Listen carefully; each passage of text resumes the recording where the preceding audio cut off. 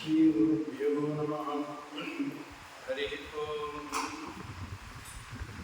आपादमौलिपर्यन्तं गुरूणाम् आकृतिं स्मरेत् तेन विघ्नाः प्रणश्यन्ते सिद्ध्यन्ति च मनोरथाः।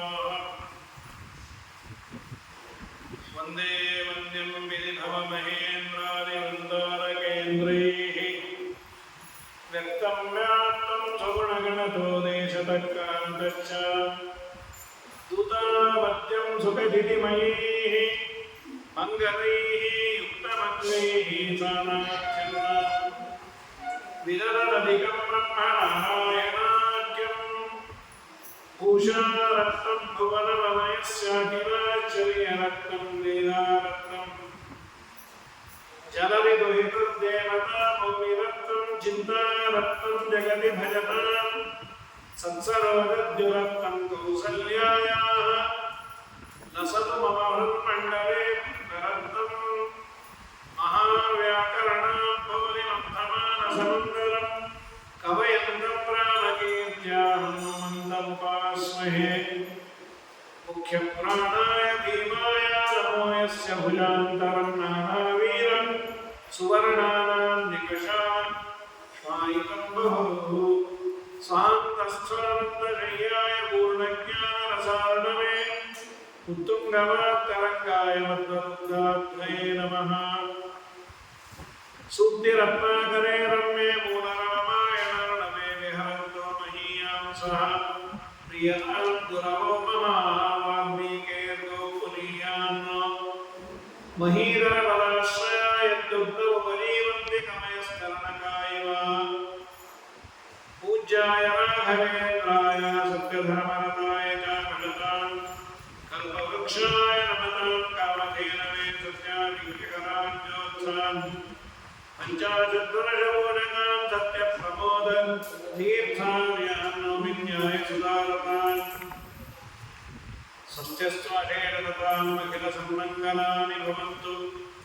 सम्यक् श्लोकैकश्रवणमननमात्रेण वक्तुं च श्रोतॄणां ನಿಖರಕರಿಗಳ ಯಜ್ಞವನ್ನ ಆಹುತಿಯನ್ನ ಕೊಡಲಿಕ್ಕೆ ಪೂಜೆ ಆಗಬೇಕು. ಸಿಸ್ಟರನ್ನು ನೋಡಿ ಕಲಿಬೇಕು. ಒಬ್ಬ ಮನುಷ್ಯ ಜೀವನದಲ್ಲಿ ತಾನು ತುಂಬ ಬೆಳೆದು ನಿಂತ ಮೇಲೆ ಇನ್ನ ಯಂಗರ್ ಜನರೇಷನ್ ಬೆಳೆಸುವ ಪ್ರಯತ್ನವನ್ನು ಮಾಡಬೇಕು. ಇದು ರಾಮಾಯಣ ಪೂರ್ವ ಸಂದೇಶ. ಇಕ್ಷ್ವಾಕು ಮಹಾರಾಜರಿಂದ ಆರಂಭ ಮಾಡಿಕೊಂಡು ಇವರ ಮನೆಯ ಎಲ್ಲ ಪೌರೋಹಿತ್ಯವನ್ನ ಆಗುಹೋಗುಗಳನ್ನು ನಡೆಸಿಕೊಂಡು ಬಂದವರು ವಸಿಷ್ಠರು. ಎಲ್ಲೇ ಇಕ್ಷ್ವಾಕು ಮಹಾರಾಜ ಅವನು ಸಾಕ್ಷಾತ್ ವೈವಸ್ವತ ಮನುವಿನ ಮಗ. ಅವನಿಂದ ಆರಂಭ ಮಾಡಿಕೊಂಡು ಸಾವಿರಾರು ವರ್ಷಗಳು ಹತ್ತಾರು ತಲೆಗಳಿಗೆ ಇವರು ಪೌರೋಹಿತ್ಯವನ್ನು ಮಾಡಿಕೊಂಡು ಬಂದು ಅವರ ಮನೆಯ ಎಲ್ಲವನ್ನು ಮಹಾಜ್ಞಾನಿಗಳ ವಸಿಷ್ಠರು.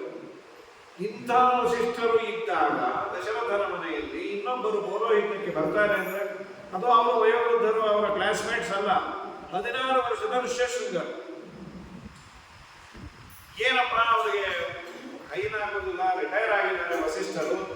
ಆದ್ದರಿಂದ ಇನ್ನೊಬ್ಬನನ್ನ ವಸಿಷ್ಠರು ಗಟ್ಟಿಮುಟ್ಟಿಯಾಗಿದ್ದಾರೆ. ಯಾವ ತರಹದ ದೇಹದಾರಣ್ಯದಲ್ಲಿ ಅವರಿಗೆ ಏನೋ ಕೊರತೆ ಇಲ್ಲ. ಅಂತಹ ವಸಿಷ್ಠರ ಮುಂದೆ ಭಿನ್ನಹ ಮಾಡಿಕೊಂಡು ಋಷ್ಯಶೃಂಗರು ಬಂದು ಯಜ್ಞ ಮಾಡಿಸ್ತಾರಂತೆ. ತುಂಬ ಸಂತೋಷ. Can I assist? ಏನು ವಸಿಷ್ಠರು ಹೋಗಿದೆ, ತುಂಬ ದೊಡ್ಡವರು, ಯಾವ ಮಟ್ಟಕ್ಕೆ ಬೇಕಾದ್ರೆ ಇಳಿತಾರೆ. ಯಾಕೆಂದ್ರೆ ಅವರಿಗೆ ಭಯ ಇಲ್ಲ. ಇವನು ನನಗೆ ಕಾಂಪಿಟೇಟರ್ ಆಗ್ತಾನೆ ಅನ್ನೋ ಭಯ ಇಲ್ಲ.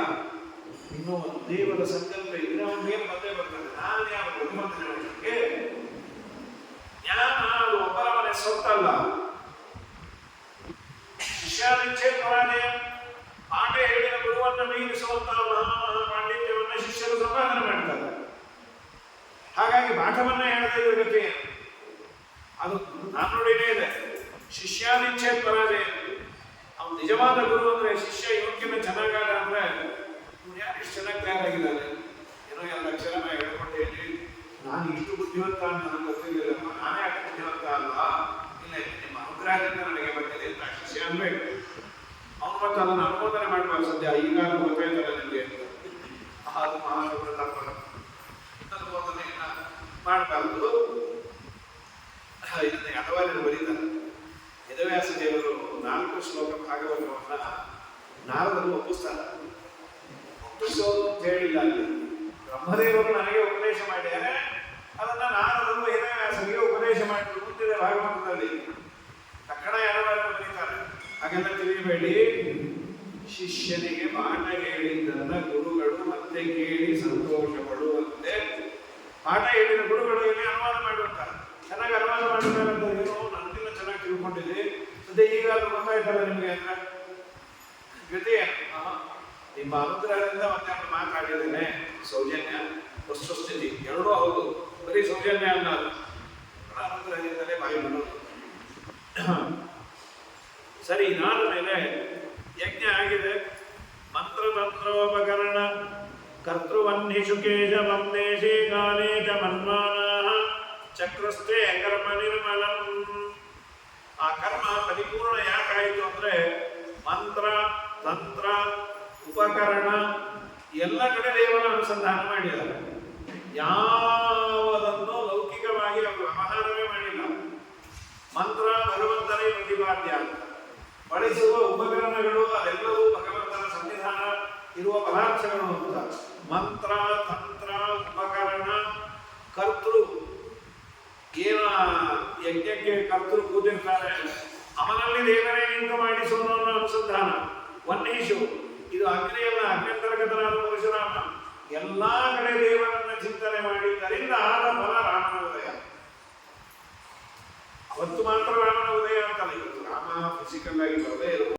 ಮೈ ಸ್ಥಿತೋ ಮರಂಗೇಶು ಸ್ವತಂತ್ರೋ ವ್ಯಾಪ್ತವಾನ್ ಹರಿ ಸವಿಷ್ಣುಶ್ಚಾಸ್ಸು ತಂತ್ರಮಾಂ ಸ್ವೇಚ್ಛಯ ವರ್ತಯತ್ಯಜಃ ಸ್ವಾತ್ಮನಸ್ತಸ್ಯ ಪೂಜಾಸ್ಸು ಮನೋವಾಕ್ ಕಾಯವೃತ್ತಯಃ ಮಮೈಕಾಃ ಇತಿ ಕರ್ತಾರಂ ಉದ್ದೇಶ್ಯಂಚ ಹರಿಂ ಸ್ಮರೇತ್. ಮೈ ಸ್ಥಿತಃ, ನನ್ನಲ್ಲಿ ಅವನು ಇದ್ದು ನುಡಿಸೋನು, ಅವನೇ ಮಾಡೋದು. ಮರಂಗೇಶು, ನನ್ನೆಲ್ಲ ಅವಯವಗಳಲ್ಲಿ ಕೈ ಎತ್ತುತ್ತೇನೆ, ಅವನು ಎತ್ತಿಸ್ತಾನೆ. ಬಿಂಬ ಚಲಿಸಿದರೆ ಪ್ರತಿಬಿಂಬ ಚಲಿಸುವುದು. ಅವನು ಸ್ವತಂತ್ರ ಅಲ್ಲ, ನನ್ನ ತರ ಅವರು ಯಾರು ಆರ್ಡರ್ ಮಾಡ್ತಾರ, ಇವನಲ್ಲಿ ಹೋಗಿ ಇವನ ಕೈ ಎತ್ಸು, ಇವನನ್ನೇ ಎತ್ಸು. ಸ್ವತಂತ್ರ ವ್ಯಾಪ್ತವಾನ್ ಹರಿ ಅಲ್ಲ, ಒಬ್ಬರಲ್ಲಿ ಅವನು ಎಲ್ಲ ವ್ಯಾಪಾರ ಮಾಡಬೇಕ, ಇನ್ನೊಬ್ಬರು ವ್ಯಾಪ್ತವಾನ್ ಎಲ್ಲ ಕಡೆ ವ್ಯಾಪ್ತನಾಗಿ ಎಲ್ಲರಲ್ಲೂ ಇದ್ದಾನೆ. ಈ ಅನುಸಂಧಾನವನ್ನ ಮಾಡಿದರೆ ಕರ್ಮ ಬಂಧಕ ಆಗುವುದಿಲ್ಲ. ವಿಷವಸ್ಸದೆ ಕುರ್ವನ್ನೇನೇ ಅಂತ ಮಾಡಿ ಕರ್ಮವನ್ನ ಜ್ಞಾನಿಗಳು ಮಾಡಬೇಕು. ಜ್ಞಾನಿಗಳು ಅಂದ್ರೆ ಅಪರೋಕ್ಷ ಜ್ಞಾನಿಗಳು ಮಾಡಲೇಬೇಕು. ಆ ಕರ್ಮ ನಮಗೆ ಬಂಧಕ ಆಗುತ್ತೆ.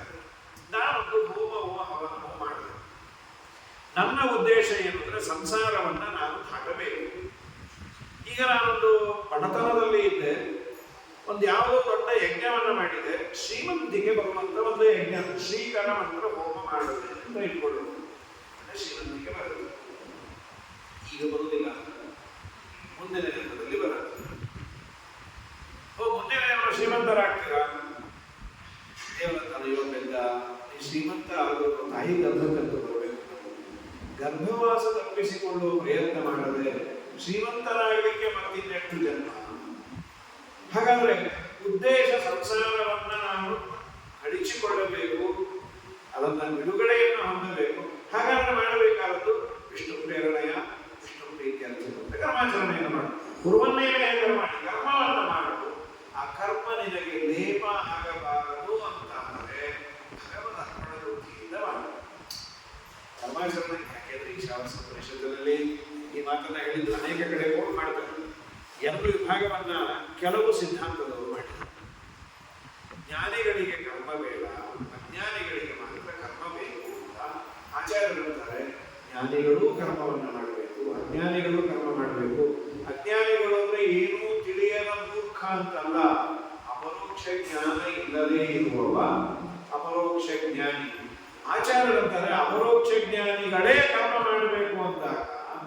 ಇನ್ನು ಅಪರೋಕ್ಷ ಜ್ಞಾನ ಇಲ್ಲದ ಸಾಮಾನ್ಯರು ಮಾಡಬೇಕು ಅಂತ ಹೇಳೋದೇನು ಮಾಡಲೇಬೇಕು. ಅಲ್ಲ ರೀ, ಅದು ಕರ್ಮ ಮತ್ತೆ ಮತ್ತೆ ಜನ್ಮಕ್ಕೆ ಆಪಾದಕ ಅಲ್ವಾ? ಅದನ್ನು ನೀನು ವಿಷ್ಣು ಪ್ರೇರಣೆ ವಿಷ್ಣು ಪ್ರೀತ್ಯರ್ಥಮಂತ ಮಾಡು, ಅದು ಬಂಧಕ ಆಗೋದಿಲ್ಲ. ಯಾವತ್ತೋ ಸರಿ, ಬಂಧಕ ಯಾವಾಗ ಆಗೋದು ಅಂದರೆ ನಾವು ಒಬ್ಬ ವ್ಯಕ್ತಿಯನ್ನ ಕರೆದು ನೀನು ಈ ಕೆಲಸ ಮಾಡು, ನಿನಗೆ ಪೇಮೆಂಟ್ ಕೊಡ್ತೇನೆ, ಬರೀ ಇಬ್ಬರು ಬಂಧನಕ್ಕೆ ಒಳಗಾಗಿದ್ದಾರೆ. ಅವನು ಪೇಮೆಂಟಿನ ಸಲುವಾಗಿ ಇವನು ಹೇಳಿದ್ದೆಲ್ಲ ಮಾಡಬೇಕು, ಇವನು ಅವನಿಗೆ ಪೇಮೆಂಟ್ ಕೊಡ್ತೀನಲ್ಲ ಅಂತ ಕೆಲಸ ಕೊಡ್ತಾನೆ ಇರಬೇಕು. ಯಾವ ಒಂದು 8 ಗಂಟೆ ಕೆಲಸ ಕೊಡ್ತೇನೆ ಅಂತ ಹೇಳಿ ಅವನು 10 ನಿಮಿಷಕ್ಕೆ ಮುಗಿಸ್ಬಿಟ್ಟ ಅಂದ್ರೆ ಹೊಟ್ಟೆ ಹೊರಗೋಗುತ್ತೆ. 8 ಗಂಟೆ ಇವನು ಸಂಭಾಳಿಸೋದು ಹೇಗೆ ಅಂತ. ಸೊ ಇಬ್ಬರಿಗೂ ಒಂದು ಬೌಂಡಿಂಗ್ ಇದೆ. ಅದೇ ವಾಲಂಟಿಯರ್ ಆಗಿ ಕೆಲಸ ಮಾಡಿದರೆ ಇಬ್ಬರಿಗೂ ಬೌಂಡಿಂಗ್ ಇದೆ. ಅವನು ಅನ್ನ ಬಡಿಸಿದ್ರು ಹೊರಟೋಗೋದು. ಯಾಕ್ರಿ ಹೊರಟೇ ಇದೆ? ಅನ್ನ ಬಡಿಸಿದ್ದೆ ಅವನು ವಾಲಂಟಿಯರ್ ಆಗಿ ಬಂದದ್ದು. ಕೇಳ್ಕೋಬಹುದು, ಬಡಿಸಿದ್ರೆ ಅನುಕೂಲ ಆಗುತ್ತೆ, ದಯಮಾಡಿ ಬಡಿಸಿ. ನೀವು ಬಡಿಸಲ್ಲ ಅಂತ ಗೊತ್ತಾಗಿದ್ರೆ ನಾ ಇನ್ನೊಬ್ಬರನ್ನ ಎಬ್ಬಿಸ್ತಾ ಇದ್ದೆ, ಬಡಿಸೋದು ತುಂಬ ಇದ್ದಾರೆ ಅಂತೆಲ್ಲ ಕೂಡಿಸಿದ್ಮೇಲೆ ನೀವು ಕೊಡೋದ್ರ ಗತಿ ಏನು? ಸಮಸ್ಯೆನೇ ಅಲ್ವಾ? ಎಲ್ಲಾರು ಕೂಡಿಸಿ ನಾನು ಕೂತ್ಬಿಟ್ಟಾದ್ರೆ ಗೋವಿಂದ.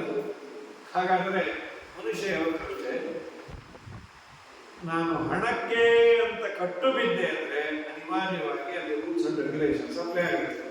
ದೇವರಲ್ಲಿ ನಾನು ಅದು ಇದು ಬೇಡಿದೆ ಅಂತ ಆದರೆ ದೇವರಂತಾನೆ ಮಾಡುವ ಪ್ಯಾರಾಮೀಟರ್ಸ್ ಎಲ್ಲ ನೆಟ್ಟಗಿರುತ್ತೆ. ಸ್ವಾಮಿ ನೀನು ಪ್ರೀತನಾಗುವಂತ ಮಾಡ್ತಾ ಇದ್ದೆ, ಹಾಗಾದ್ರೆ ಮಾಡು, ಅನುಗ್ರಹವನ್ನು ಮಾಡಿದ್ದಾರೆ. ಭಕ್ತಿಯಿಂದ ಮಾಡು. ಭಕ್ತಿಯನ್ನು ಎರಡು ಕಡೆ ಬೇಕೇ ಬೇಕು. ಇಲ್ಲಿ ಎಲ್ಲ ಕಡೆ ದೇವರ ಅನುಸಂಧಾನವನ್ನು ಮಾಡ್ಯಾರ. ಎಲ್ಲ ಕಡೆ ದೇವರ ಅನುಸಂಧಾನವನ್ನು ಮಾಡಿ ದೇವತೆಗಳು ಪುತ್ರಕಾಮೇಷ್ಟಿ ಯಾಗವನ್ನು ಮಾಡಿದಾಗ ಪಾಯಸವನ್ನು ತಂದು ಕೊಟ್ಟಾಗ ಪಾಯಸವನ್ನು 4 ವಿಭಾಗ ಮಾಡಿ ಕೌಸಲ್ಯ ಹಾಗೂ ಸುಮಿತ್ರೆ ಅರ್ಧ ಭಾಗ ಮಾಡಿ ಕೌಸಲ್ಯಗೆ ಕೊಟ್ಟ, ಅರ್ಧವನ್ನು ಅರ್ಧ ಮಾಡಿ ಸುಮಿತ್ರೆಗೆ ಕೊಟ್ಟ, ಆ ಅರ್ಧ ಉಳಿದಿದ್ದರಲ್ಲಿ ಇನ್ನರ್ಧ ಮಾಡಿ ಮತ್ತೆ ಸುಮಿತ್ರೆಗೆ ಪುನಃ ಕೈಕೇಯಿಗೆ ಕೊಟ್ಟು, ಅದಕ್ಕೆ ಸುಮಿತ್ರೆಯಲ್ಲಿ 2 ಮಕ್ಕಳ ಲಕ್ಷ್ಮಣ ಹಾಗೂ ಶತ್ರುಘ್ನ, ಅವಳಲ್ಲಿ ಭರತ ಕೈಕೇಯಿಯಲ್ಲಿ, ಶ್ರೀರಾಮಚಂದ್ರ ಇಲ್ಲಿ ಕೌಸಲ್ಯಲ್ಲಿ ಅವತಾರ ಮಾಡ್ಯಾರ. ರಾಮನ ಅವತಾರ ರಾಘವಾನ್ ನಿರಗಾರ್ಗರ್ಭಂ ದೇವಿರೇ ಸಾವರಸ್ತ್ರಿಯ ಪೂರ್ವಪಕ್ಷಾದಿವ ದಿಶಃ ಚಂದ್ರಮಾನಂದಕಾರಿತಂ. ಪುನರ್ವಸು ನಕ್ಷತ್ರದಲ್ಲಿ ಶ್ರೀರಾಮಚಂದ್ರ ಅವತಾರ ಮಾಡಿದ್ದಾನೆ. ಅದಾದ ಮೇಲೆ ಮುಂದೆ ಆಶ್ಲೇಷ ನಕ್ಷತ್ರ, ಅದು ಲಕ್ಷ್ಮಣ ಇದು ತಕ್ಷಣ ಅವತಾರ ಆಗಿಲ್ಲ, ಸ್ವಲ್ಪ ಗ್ಯಾಪ್ ಇದೆ. ಅದನ್ನೆಲ್ಲ ಚರ್ಚೆ ಮಾಡಿದ್ದಾರೆ. ಇಲ್ಲಾಂದ್ರೆ ಅದಾದ್ಮೇಲೆ ಭರತ ದೊಡ್ಡವನು ಲಕ್ಷ್ಮಣ ದೊಡ್ಡವನು ಇವೆಲ್ಲ ಮೊದಲ ಇದೆ, ಸ್ವಲ್ಪ ಗ್ಯಾಪ್ ಇದ್ದದ್ದರಿಂದ ಸಮಸ್ಯೆ ಇಲ್ಲ. ಅದನ್ನೆಲ್ಲ ವ್ಯಾಖ್ಯಾನಕಾರರು ಮಾಡಿದ್ದಾರೆ. ಭರತ ಶತ್ರುಘ್ನರು ಎಲ್ಲರ ಅವತಾರ ಆಯಿತು. ಇದಾದ ಮೇಲೆ ಅನೇಕ ದೇವತೆಗಳು, ಅದರಲ್ಲಿ ಹನುಮಂತ ದೇವರ ಅವತಾರ. ಬಭೂವ ಹನುಮಾನ್ ನಾಮ ಮುಖ್ಯ ಪ್ರಾಣ ಪ್ರಭಂಜನ ಉತ್ತಮ ಶ್ಲೋಕ ಭಕ್ತಾನ ಉತ್ತಮೋಯೋ ಅಖಿಲೋತ್ತಮ. ದೇವರ ಸೇವೆಯನ್ನು ಮಾಡಲಿಕ್ಕೆ ಹನುಮಂತನಾಗಿ ವಾಯುದೇವರು ಅವತಾರ ಮಾಡಲು. ಅದಾದ ಮೇಲೆ ವಾಸವು ಇಂದ್ರದೇವರು ವಾಲಿಯಾಗಿ ಅವತಾರ ಮಾಡಿದ್ದಾರೆ. ಸೂರ್ಯ ಸುಗ್ರೀವನಾಗಿ ಅವತಾರ ಮಾಡಿದ. ಅದಾದ ಮೇಲೆ ಅನಲಹ ನೀಲನಾಮಕಃ, ಅನಲ ಅಂದರೆ ಬೆಂಕಿ, ಅಗ್ನಿದೇವರು ನೀಲನಾಗಿ, ವರುಣ ಸುಷೇಣ ಅಂತ ಅವರು ವೈದ್ಯನಾಗಿದ್ದ. ಅಭೂದೆ ವಿಶ್ವಕರ್ಮ ಅನಲ ಅಂತ ಅದ. ಅಭೂತ ಮೈಂಧ ವಿವಿಧರು ಅಶ್ವಿನಿ ದೇವತೆಗಳು.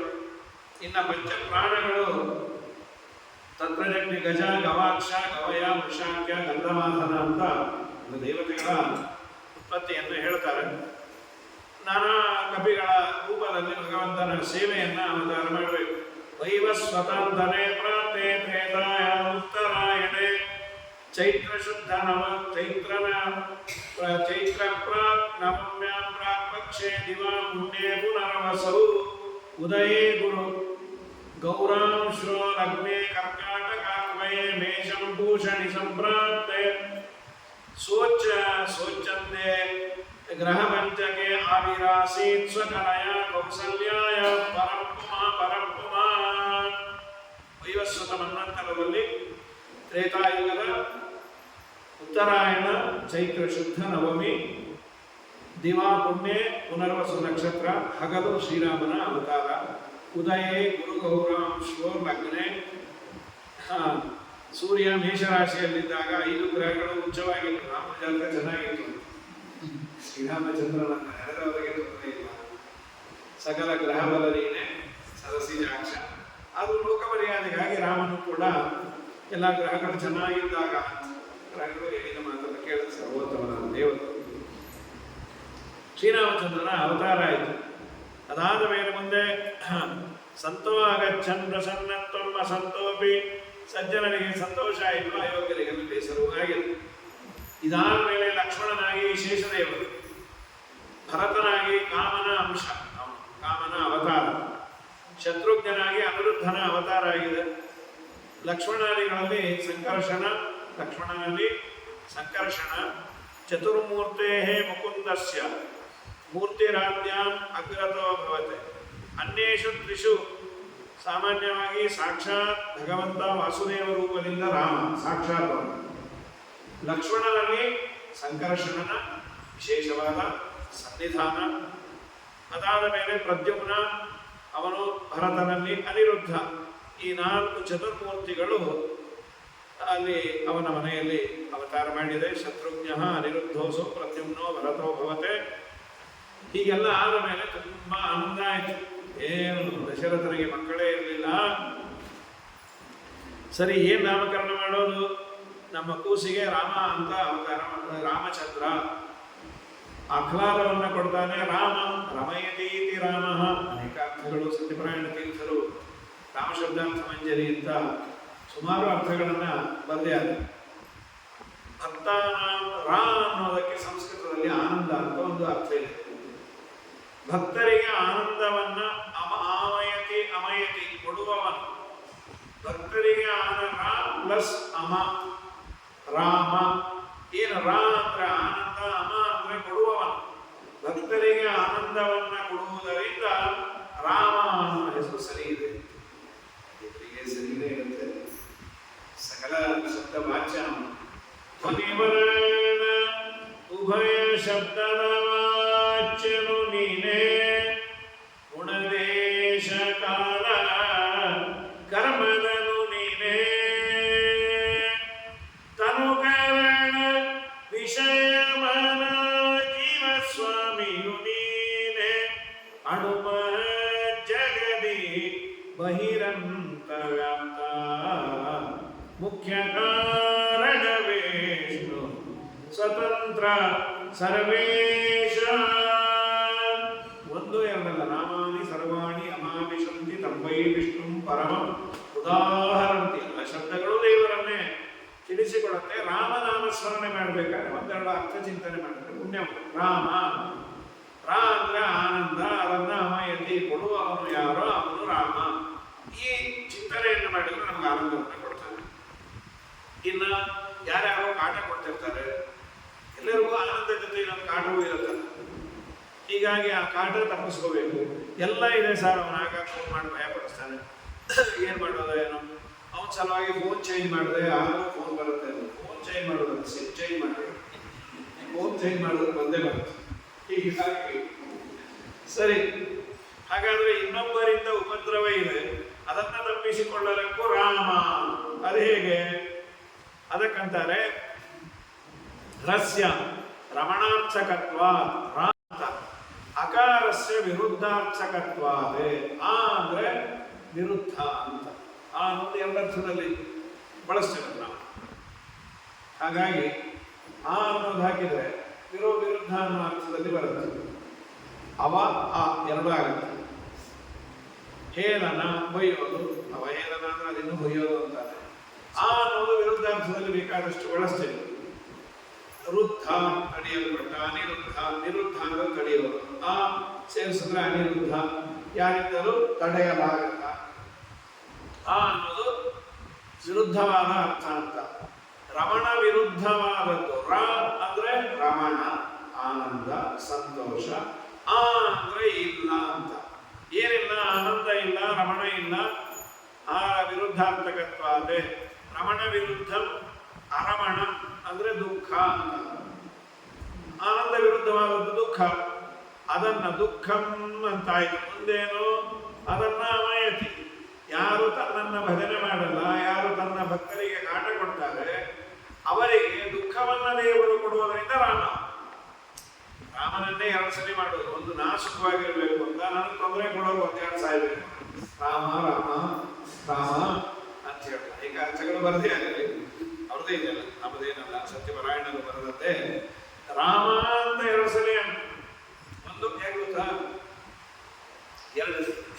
ಒಂದು ಇಷ್ಟ ಪ್ರಾಪ್ತಿ, ಇನ್ನೊಂದು ಅನಿಷ್ಟ ನಿವೃತ್ತಿ. ಒಂದು ಅನಿಷ್ಟ ನಿವೃತ್ತಿ ಆಮೇಲೆ ಇಷ್ಟ ಪ್ರಾಪ್ತಿ. ಅನಿಷ್ಟ ನಿವೃತ್ತಿ, ಈಗ ರೋಗ ಇದೆ, ರೋಗ ಹೋಗಬೇಕು, ಆರೋಗ್ಯ ಬರಬೇಕು, 2 ಆಗಬೇಕು.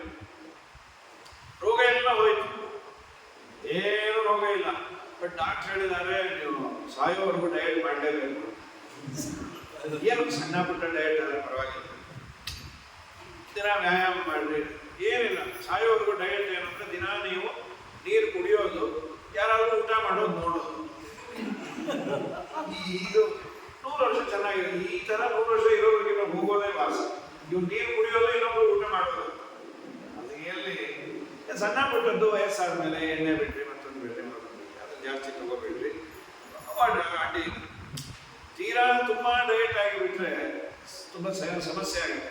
ಹಾಗಾಗಿ ಮೊದಲು ಅನಿಷ್ಟ ನಿವೃತ್ತಿ, ರೋಗ ಹೋಯಿತು, ಇಷ್ಟ ಪ್ರಾಪ್ತಿ, ಮೊದಲಿನಂತೆಯೇ ಹದಾರತೆ ಬಂತು. ಮೊದಲು ತಿನ್ನೋ ಅಷ್ಟು ಬೇಡ, ಸ್ವಲ್ಪ ಅದರಲ್ಲಿ ಕಡಿಮೆ ಮಾಡಿ, ಏನು ತಿನ್ನಲೇಬೇಡ ಅಂತ ಹೇಳಿದೆ. ಹಾಗಾಗಿ ದೇವರನ್ನು ನೀನು ಕೇಳು, ಸ್ವಾಮಿ ಸಂಪತ್ತನ್ನು ಕೊಡುವುದರ ಜೊತೆ ಉಣ್ಣುವ ಭಾಗ್ಯವನ್ನು. ಸಂಪತ್ತು ಇದೆ ಅಂತ ಸಂತೋಷ ಪಡುವುದಕ್ಕಿಂತ ಉಣ್ಣುವ ಭಾಗ್ಯ ಇಲ್ಲ ಅನ್ನೋ ದುಃಖವೇ ಹೆಚ್ಚಾಗಿ ಬಿಡುತ್ತದೆ. ಅಂದರೆ ದೇವರು ಕೊಟ್ಟರೆ ಇನ್ನೊಂದು ತಗೊಂಡ್ಬಿಡ್ತಾನೆ. ಹಿಂದಿನವರಿಗೆ ತುಂಬಾ ಹಸಿವು ಆದರೆ ತಿನ್ನಲಿಕ್ಕೆ ಇರಲಿಲ್ಲ, ಏನು ಬೇಕಾದ್ರೆ ಅರಗಿಸ್ಕೊಂಡರು. ಇವತ್ತು ಬೇಕಾದಷ್ಟು ಇದೆ, ಮತ್ತೆ 108 ದೋಷಗಳು. ಅದರಲ್ಲೂ ಈ ಟಿವಿ ನೋಡಿಬಿಟ್ರಂದ್ರೆ ಏನೇನೇನೇನೇನು ತಿನ್ನುವಾಗಿಲ್ಲ.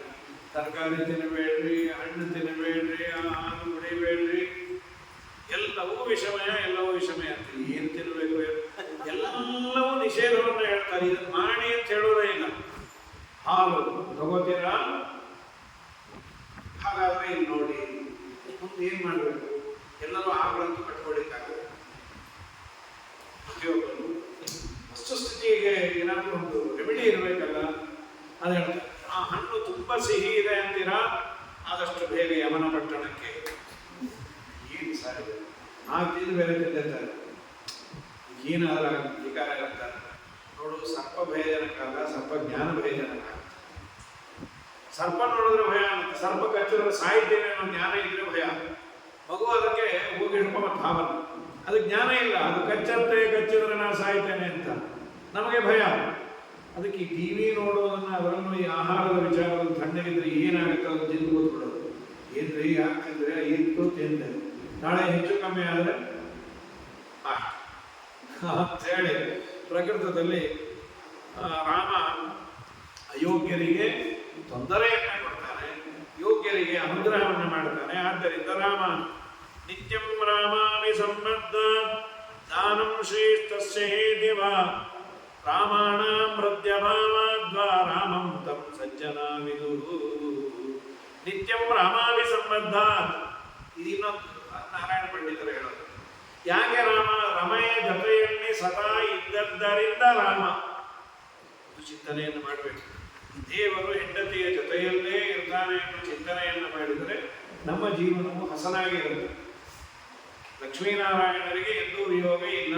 ಯಾಕೆಂದ್ರೆ ರಾಮಾಯಣದಲ್ಲಿ ಮೊದಲೇ ಅದನ್ನು ಹೇಳಬೇಕು. ಮುಂದಾಗುವುದೇ ಸೀತಾ ವಿಯೋಗ ಆಯಿತು, ಎಷ್ಟು ಎಳೆಯೋದು ಎಂದೂ ನಿತ್ಯಾಭಿಯೋಗಿನಿ. ಅವರು ಪರಮಾತ್ಮನನ್ನು ಬಿಟ್ಟು ಹೋಗೋದಿಲ್ಲ. ಪ್ರಣಯ ಕಾಲದಲ್ಲಿ ಆನದೆಳೆಯ ಮೇಲೆ ಮಲಗಿದಾಗ ಹಲವು ಆಭರಣಗಳನ್ನು ಜನರು ಆಗಿ ಜಾಣತನಲ್ಲಿ ಮರಳು ಮಾಡಿಕೊಂಡೆಯಲ್ಲೇ ಮಾಯಾದೇವಿಯೇ. ಮಕ್ಕಳು ಪಡೆದನೇನು ನಿನ್ನ ಚೊಕ್ಕತನವು ಹೋಗುವುದೆಂದು ಕೊಕ್ಕಳೋ ಮಕ್ಕಳು ಪಡೆದ ಕಕ್ಕುಲಾಗಿ ಬರುವಂತೆ ಮರಳು ಮಾಡಿಕೊಂಡೆಯಲ್ಲೇ ಮಾಯಾದೇವಿಯೇ. ನಿತ್ಯಂ ರಾಮಾಭಿ ಇದ್ದದ್ದರಿಂದ ರಾಮ. ನಾವು ವಯಸ್ಸುತಿಯಲ್ಲಿ ಅದನ್ನೇ ಹೇಳ್ತೇವಲ್ಲ, ಸಂಶ್ಲಿಷ್ಟೇ ಶ್ರೀಧರಾಭ್ಯಾಮ ಪೂರ್ಣ ಪರಿವಾರಾತ್ಮನ ಸೇವಕೇಶು. ಶ್ರೀಭೂ ಜೊತೆಯಲ್ಲೇ ಭಗವಂತ ಇದ್ದಾನೆ, ಶ್ರೀದೇವಿ ಭೂದೇವಿ ಜೊತೆಯಲ್ಲಿ ಎಂದು ಚಿಂತನೆಯನ್ನು ಮಾಡಿ ಆದಮೇಲೆ ಅವರಿಗೆ ಎಲ್ಲ ಸಂಸ್ಕಾರಗಳನ್ನು ಮಾಡಿದರು. ಮಾಡಿ ಆದಮೇಲೆ ಒಂದಿನ ವಿಶ್ವಾಮಿತ್ರರು ಬಂದರು.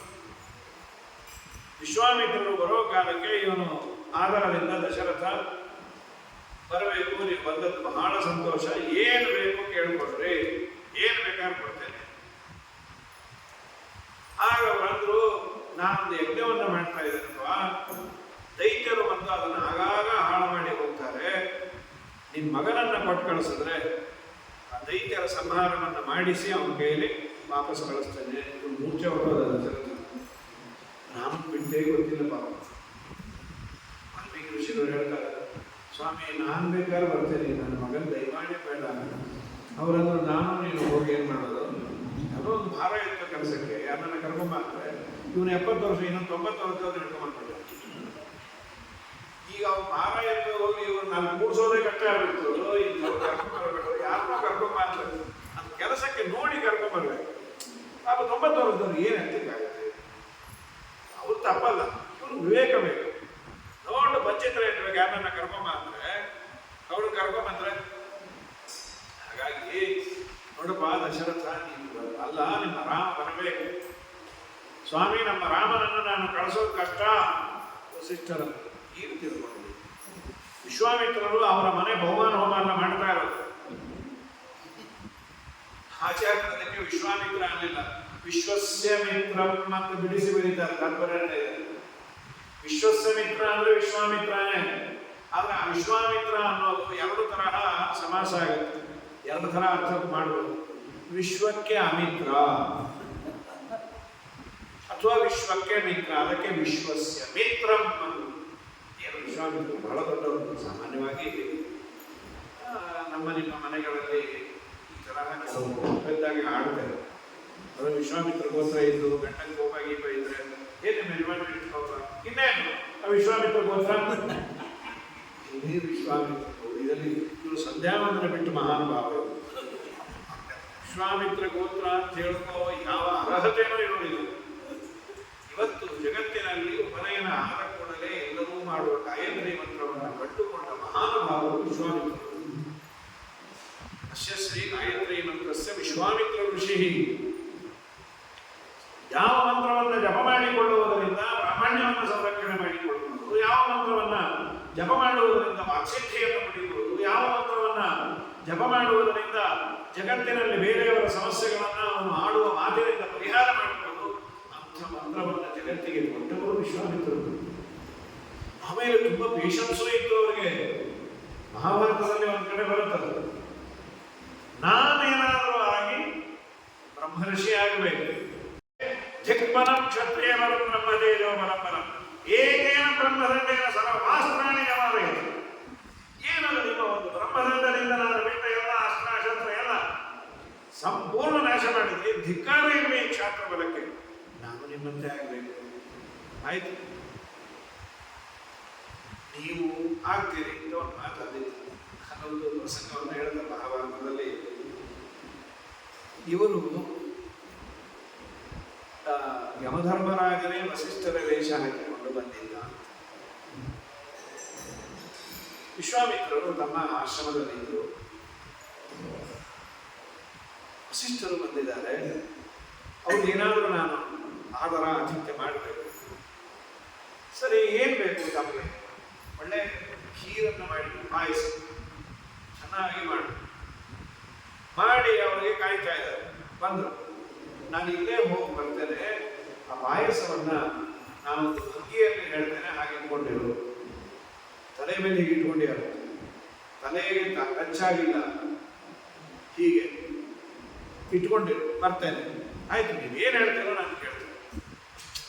ಅವರು ಬಂದಾಗ ಏನೋ ಹೀಗೆ ಹೇಳಿದ್ರು ಪುಣ್ಯ ಅಂತ ಒಂದು 2 ನಿಮಿಷ ಇಟ್ಕೋಬೋದ್ರಿ, ಒಂದು 5 ನಿಮಿಷ ಇಟ್ಕೊಳ್ಳಿ. ನಾವೇ ಸ್ವಾಮಿಗಳನ್ನ ಕರೆದಿರ್ತೇವೆ, ಬರ್ತೇವೆ ಅಂತ ಹೇಳಿದಾಗ ಪೂರ್ಣಕುಂಭಕ್ಕೆ ರೆಡಿ ಆಗ್ತೀವಿ. ಮತ್ತೊಂದು ಫೋನ್ ಬರುತ್ತೆ, ಇಲ್ಲ ಟ್ರಾಫಿಕ್ ಜಾಮ್ ಆಗಿದೆ, ಬರೋದು ಅರ್ಧ ಗಂಟೆ ಆಗುತ್ತೆ. ಪೂರ್ಣಕುಂಭ ಏನು ಇಟ್ಕೊಂಡಿರುತ್ತೆ, ಅಲ್ಲೇ ಪೂರ್ಣಕುಂಭ ಇಟ್ಟು ಕಾಯ್ತಾ ಇರ್ತೀವಿ.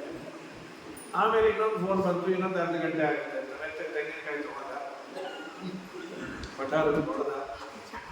ಇನ್ನೊಂದು ಅರ್ಧ ಗಂಟೆ ಆದಮೇಲೆ ತಮಗೆ ತೆಂಗಿನಕಾಯಿ ಚಿಪ್ಪಿಟ್ಟು ಹುಡುಕೋದಿರ್ತದೆ. ಮನುಷ್ಯನಿಗೆ ಪೇಷನ್ಸ್ ಇರುವುದಿಲ್ಲ, ಕಾಯುವರು ಅವಧಾನವೂ ಇರೋದಿಲ್ಲ, ಹೊಟ್ಟೆ ಕೇಳೋದಿಲ್ಲ, ಹೊಟ್ಟೆಯೂ ಕೇಳೋದಿಲ್ಲ, ಹೊತ್ತ ಅದಕ್ಕೆ ಬೇಕಾಗ್ತದೆ. ಈ ಪುಣ್ಯಾತ್ಮರು ಏನದು ಪೇಷನ್ಸು? 200 ವರ್ಷ ಅಂತ, 200 ವರ್ಷ ಬಿಟ್ಟು ಬಂದದ್ದು. 200 ವರ್ಷ ಬಿಟ್ಟು ಬಂದರೆ ಅವರು ಹೀಗೆ ಇಟ್ಕೊಂಡಿದ್ದ ಹಾಗೆ ಸರಿ. ಪಾಯಸದ ಗತಿ ಏನಿದೆ, 3 ದಿನ ಆದ್ರೆ ಆ ಪಾಯಸ ಹಾಗೆ ಇಟ್ಬಿಟ್ರೆ ದೇವರೇ ದಿಕ್ಕು. 5-6 ದಿನ ಆದ್ರೂ ಉಳಿದ ಏನೋ ವಾಸನೆ ಏನೋ ವಾಸನೆ ನೋಡಿದ್ರೆ ಆ ಪಾಯಸ ಅಷ್ಟೇ ಹಾಳಾಗಿ ಬಿಡತ್ತೆ ಹಾಲಿನ ಪದಾರ್ಥ. 200 ವರ್ಷದ ನಂತರ ವಿಶ್ವಾಮಿತ್ರರ ತಪಶ್ಚರ್ಯ ಅವ್ರ ಪೇಷನ್ಸ್ ಅನ್ನ ಗೆದ್ದದ್ದು ಹೇಗಿತ್ತು ಅಂದ್ರೆ, ಅವತ್ತು ಮಾಡಿದರೆ ಎಷ್ಟು ಫ್ರೆಶ್ ಆಗಿರ್ಬೇಕು ಅಷ್ಟು ಫ್ರೆಶ್ ಆಗಿತ್ತು. ನೀವಿಂದ ಗೆದ್ರಿ ಕೋಪವನ್ನ. ಮಾತುಗಳು, ಒಂದು ಮುಖವನ್ನು ನಾವು ನೋಡಿದ್ವಿ, ಇನ್ನೊಂದು ಮುಖ ನೋಡಿಲ್ಲ. ತುಂಬ ದೊಡ್ಡ ವಿಶ್ವಾಮಿತ್ರ ಋಷಿಗಳು ಪ್ರತಿಯೊಬ್ಬರು ಗಾಯತ್ರಿ ಮಂತ್ರವನ್ನು ಜಪ ಮಾಡೋದು ಅವರು. ಅದಕ್ಕೆ ವಿಶ್ವಾಮಿತ್ರ ಯಶಸ್ಸು. ವಸಿಷ್ಠರಂತಾರೆ, ನೋಡು ಮತ್ತೆ ಹೇಳಿದಾಗ ದಶರಥ, ನೀನು ಸ್ವಲ್ಪ ಎಡವಿ. ಏನಂದ್ರೆ, ನಿನ್ನ ರಾಜ್ಯದಲ್ಲಿ ಋಷಿಮುನಿಗಳು ಯಜ್ಞಯಾಗಗಳನ್ನು ಮಾಡ್ತಾ ಇರೋದೇ ನೀನು ಗೊತ್ತಿಲ್ಲ ಅಂದ್ರೆ ಗತಿ ಏನು? ನಿನ್ನ ಇಂಟೆಲಿಜೆನ್ಸ್ ಫೈಲ್ ಅದು. ನಿನ್ನ ಸುತ್ತಮುತ್ತಲು ನಿನಗಾಗಿ ಈ ರಾಜ್ಯದ ಕ್ಷೇಮಕ್ಕಾಗಿ ಒಳ್ಳೆಯ ಕೆಲಸ ಮಾಡೋರಿಗೆ ನೀನೇನಾದರೂ ಕೊಡೋದು ಬಿಟ್ಟು ಇವತ್ತಿಗೂ ಸರ್ಕಾರ ಏನೋ ಒಂದಿಷ್ಟು ಸ್ಯಾಂಕ್ಷನ್ ಅಂತ ಮಾಡುತ್ತೆ. ಅದು ಎಂಡ್ ಯೂಸರ್ಗೆ ತಲುಪತ್ತೋ ಬಿಡತ್ತೋ, ಒಂದೇನೋ ಅದಕ್ಕೆ ಆದಂತಹ ಒಂದು ಡಿಪಾರ್ಟ್ಮೆಂಟು, ಅದಕ್ಕೆ ಒಬ್ಬ ಆಫೀಸರು ಏನೋ ಹಸಲಿ ಕೇಳಿದಾಗ ಮಾಡಂತೂ ಮಾಡ್ತಾರೆ. ಅಂಥದ್ದು ರಾಮರಾಜ್ಯ ಅಂತ ಆಗಬೇಕು ಅಂದರೆ ನೀನು ಮೊದಲು ಅದನ್ನು ತಿಳ್ಕೊಳ್ಳೋದೇ ಇಲ್ಲದ್ದು ಮೊದಲನೇದು. ತುಂಬ ದೊಡ್ಡ ತಪ್ಪು ಏನು ಮಾಡಿದ್ರು ಅಂತ, ರಾಮನನ್ನ ನಿನ್ನ ಮಗ ಅಂದ್ಕೊಂಡೆಲ್ಲ ಅದು ದೊಡ್ಡ ತಪ್ಪು. ಮತ್ತೇನಂಕೋಬೇಕು ಸ್ವಾಮಿ ಅಂತ, ನಿನ್ನ ದೃಷ್ಟಿಯಲ್ಲಿ ಮಗ, ನಮ್ಮ ದೃಷ್ಟಿಯಲ್ಲಿ ಅವನು ಸರ್ವೋತ್ತಮ, ಜಗತ್ತಿಗೆ ಅಪ್ಪ. ಯೋನ ಪಿತಾಜನಿತ ಯೋಗಿದಾತ. ಆಚಾರ್ಯರು ಇಷ್ಟು ಸೂಕ್ಷ್ಮವಾಗಿ ಮಾತಾಡ್ತಾರೆ.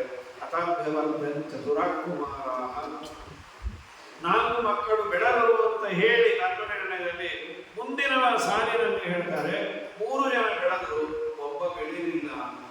ಯಾಕ್ರಿ? ಇಮ್ಮೆಚೂರ. ಇಮ್ಮೆಚೂರಲ್ಲ, ಸಾರ್ವಕಾಲಿಕವಾಗಿ ಮೆಚೂರು.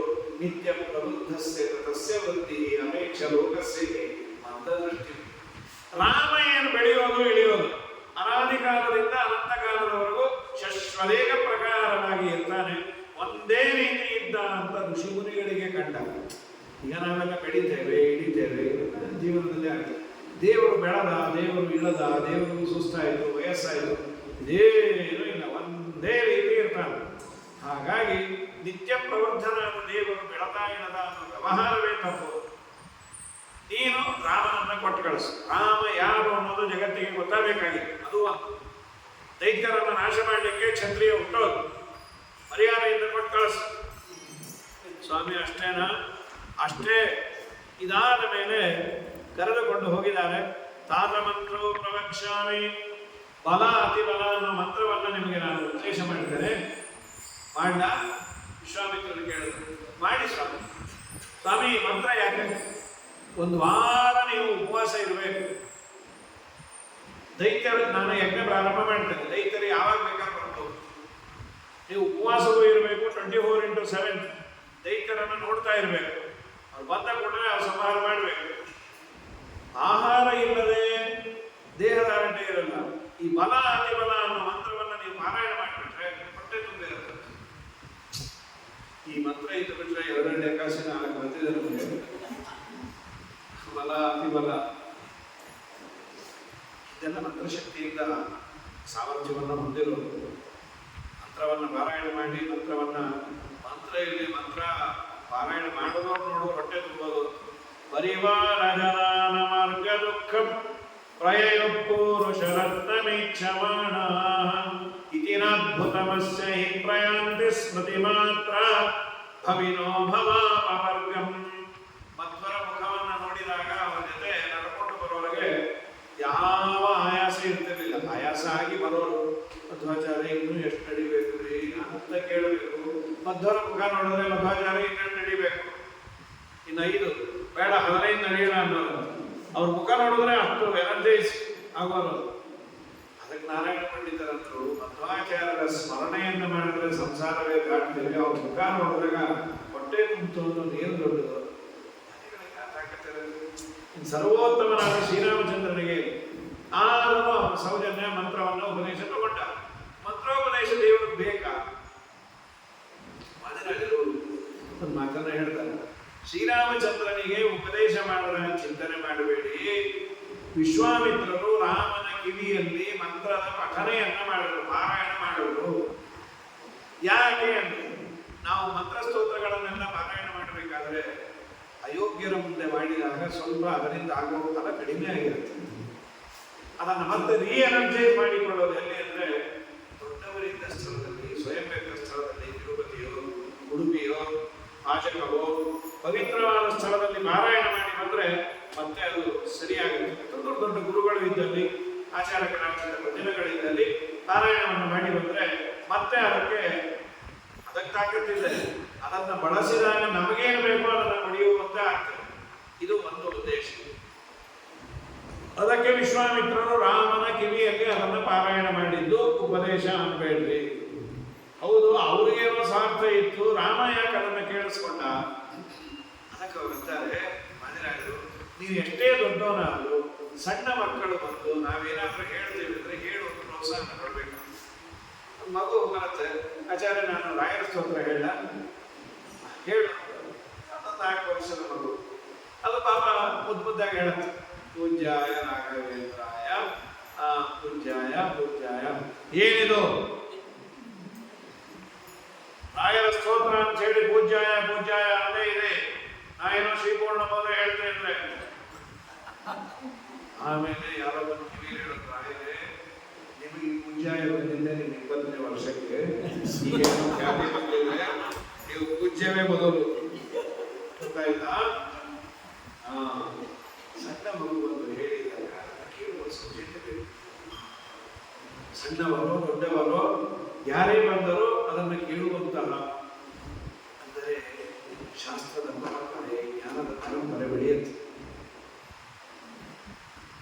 ನಾವು ಸುಧಾಮಂಗಲಗಳಲ್ಲಿ ಗುರುಗಳನ್ನು ಕೇಳ್ತೀವಿ, ಸ್ವಾಮಿ ನಾವೆಲ್ಲ ಆಗಾಗ ಹೋಗ್ತೀವಿ, ನೀರು ಕುಡಿತೀವಿ, ನಾವು ಫಲಾರ ಅಂತೀವಿ, ಬಾಯಿಗಾಡಿಸ್ಕೊಳ್ತೀವಿ, ಎದ್ದೋಗ್ತಾ ಇರ್ತೀವಿ. ನೀವು ಸ್ಟೇಜ್ ಮೇಲೆ ಕೂತವರು ನಿದ್ದೆ ಇಲ್ಲ, ನೀರಡಿಕೆ ಇಲ್ಲ, ಅನ್ನ ಆಹಾರ ಇಲ್ಲ, ಬೆಳಗ್ಗೆ 8ಕ್ಕೋ 7ವರೆಗೂ ಒಂದಿಷ್ಟು ಭಿಕ್ಷಾ ಸ್ವೀಕಾರ ಮಾಡಿದ್ರೆ ರಾತ್ರಿ 11:30 12 ಕೂತಿರ್ತಾರೆ. ಯಾಕೆ ಎದ್ದೋಗ?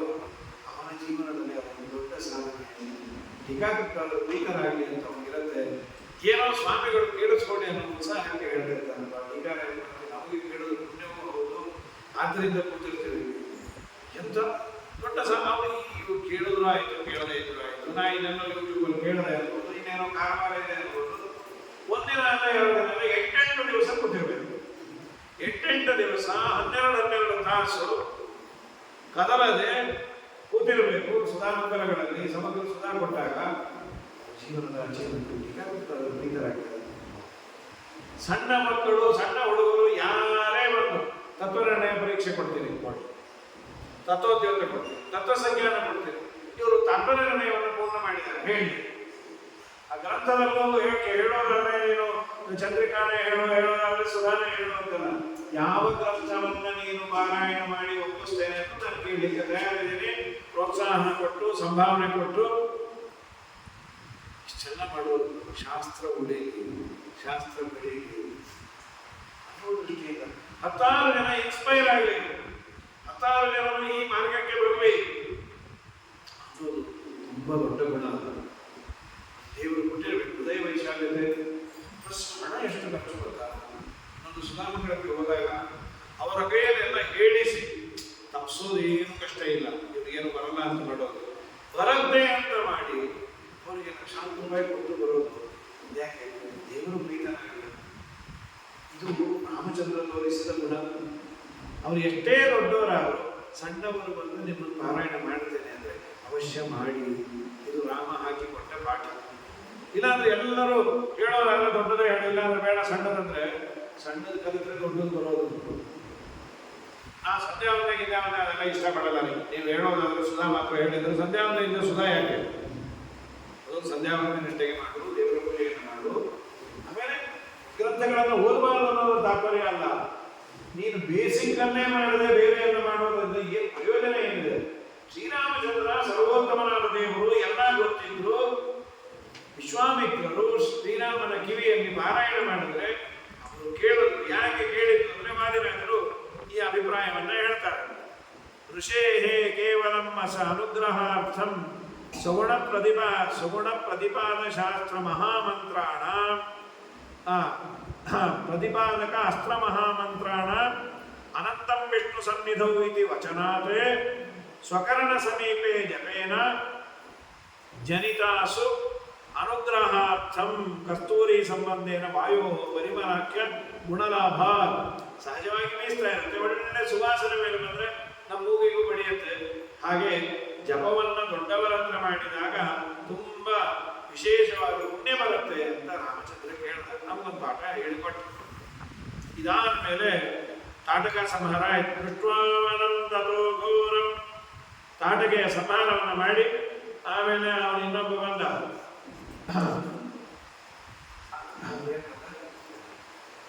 ಈ ಮಾರೀಚನ ಮಾತ್ರ ಉಳಿಸಿದ್ದ. ಚಕ್ರವತ್ ಪರಿವೃತ್ತಾಂತ ಚಕ್ರವತ್ ಪ್ರಹಸನ್ನಿವ ಚೆನ್ನಾಗಿ ತಿರುಗಿಸಿ ಇನ್ನೊಬ್ಬನನ್ನು ಕೊಂದಾಕದ. ಆಮೇಲೆ ಋಷಿ ರಹಸಿ ನಾಮಾಯ ದದಾವಸ್ತ್ರಾಣಿ ಸರ್ವಶಃ ಎಲ್ಲ ಅಸ್ತ್ರವನ್ನ ಕೊಟ್ಟು, ಇವೆಲ್ಲ ನಾಟಕವೇ, ದೇವರಿಗೆ ಬೇಡ. ಸಿದ್ಧಾಶ್ರಮಂ ಸಿದ್ಧಜನಾಭಿವಂದ್ಯಂ ತಮಬ್ರವೀತ್ ಗಾದಿಸುತಸ್ಥ. ವಿಶ್ವಾಮಿತ್ರರ ಬಗ್ಗೆ ಇಲ್ಲಿ ಒಂದಿಷ್ಟು ಹೇಳ್ತಾರೆ.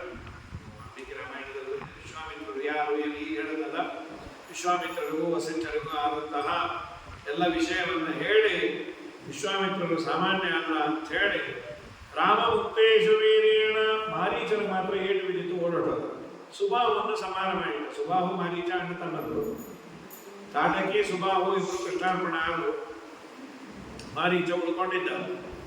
ಆದ ಮೇಲೆ ಪರಮಾತ್ಮನನ್ನ ಅವರು ಕರೆದುಕೊಂಡು ಬಂದು ವಿಶ್ವಾಮಿತ್ರರ ಜನ್ಮ ವೃತ್ತಾಂತವನ್ನು ಹೇಳಿ ಗಂಗಾ ದಾಟಬೇಕಾಯಿತು. ಏನ್ ಗಂಗಾ ಕುತೋ ಜಾತ. ರಾಮ ಕೇಳಿದ, ಸ್ವಾಮಿ ಗಂಗಾ ಹೇಗೆ ಬಂತು ಅದನ್ನು ಸ್ವಲ್ಪ ಹೇಳ್ತೀರಾ? ಅಯ್ಯೋ ನಿಮ್ಮ ವಂಶದವರೇ ಅಪ್ಪ ಕರೆಸಿದ್ದು, ನಿಮ್ಮ ಹಿರಿಯರು ಭಗೀರಥ. ಆ ಕಥೆಯನ್ನೆಲ್ಲ ಹೇಳ್ತಾರೆ. ಸಗರನ ಮಕ್ಕಳು ಕುದುರೆಯನ್ನು ಹುಡುಕ್ಲಿಕ್ಕೆ ಹೋದಾಗ ಎಲ್ಲ ಸತ್ತೋದ್ರು. ಆದಮೇಲೆ ಅಂಶುಮಾನ್ ಅಂತ ಅವನು ಪ್ರಯತ್ನ ಮಾಡಿದ, ಅದಾಗಲಿಲ್ಲ. ಕಡೆಗೆ ಭಾಗೀರಥಿಯನ್ನ ಪ್ರತ್ಯಕ್ಷ ಮಾಡಿಕೊಳ್ಳೋದು. ಭಗೀರಥ ನಿಮ್ಮ ವಂಶದ ಕೊಡುಗೆ ಇದು. ಪುರಾಪಾದೋದ ಗಂಗಾ ಚಕ್ರಿಣ ವಿಕ್ರಮತ್ರೇ ಕುತಶ್ಚಿತ್ ಕಾರಣ ಜಾತ ಗಿರೇರ್ಭೂಯೋ ದಿವಂಗತ. ಪರಮಾತ್ಮನ ಪಾದವನ್ನ ತೊಳೆದಾಗ ಬಂದಂತಹ ಜಲ ಅವಳು ಸ್ವರ್ಗದಲ್ಲಿ ಹರಿತಾ ಇದ್ದು ಸಾಮಾನ್ಯ ಅಲ್ಲ. ಇಂದೇವೇ ರಮಣ ಗೋವಿಂದ ನಿನ್ನಯ ಪಾದ ದುರ್ಗಾಮೇನಗೆ ಸಾಕೆಲೋ ಅಂದು ಬ್ರಹ್ಮಾಂಡವ ಸಿಳಿದಂಥ ಪಾದ ಎನ್ನೆಂದು ಭಗವತರು ಲಾಲಿಸುವ ನಿನ್ನ.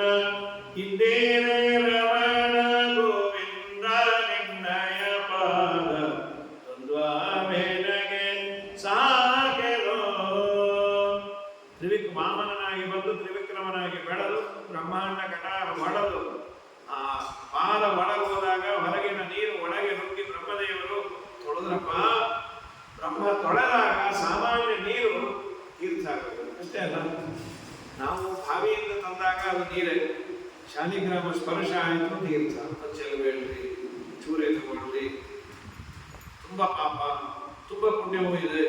ಒಮ್ಮೆ ತೀರ್ಥ ತಗೊಂಡ್ರೆ ಸರಿಯಾಗಿ ಪೂಜೆ ಮಾಡಿ ಒಳ್ಳೆ ಅನುಸಂಧಾನದಿಂದ ತೀರ್ಥವನ್ನು ತಗೊಂಡ್ರೆ 12 ವರ್ಷ ಉಪವಾಸ ಮಾಡಿದ ಪುಣ್ಯ.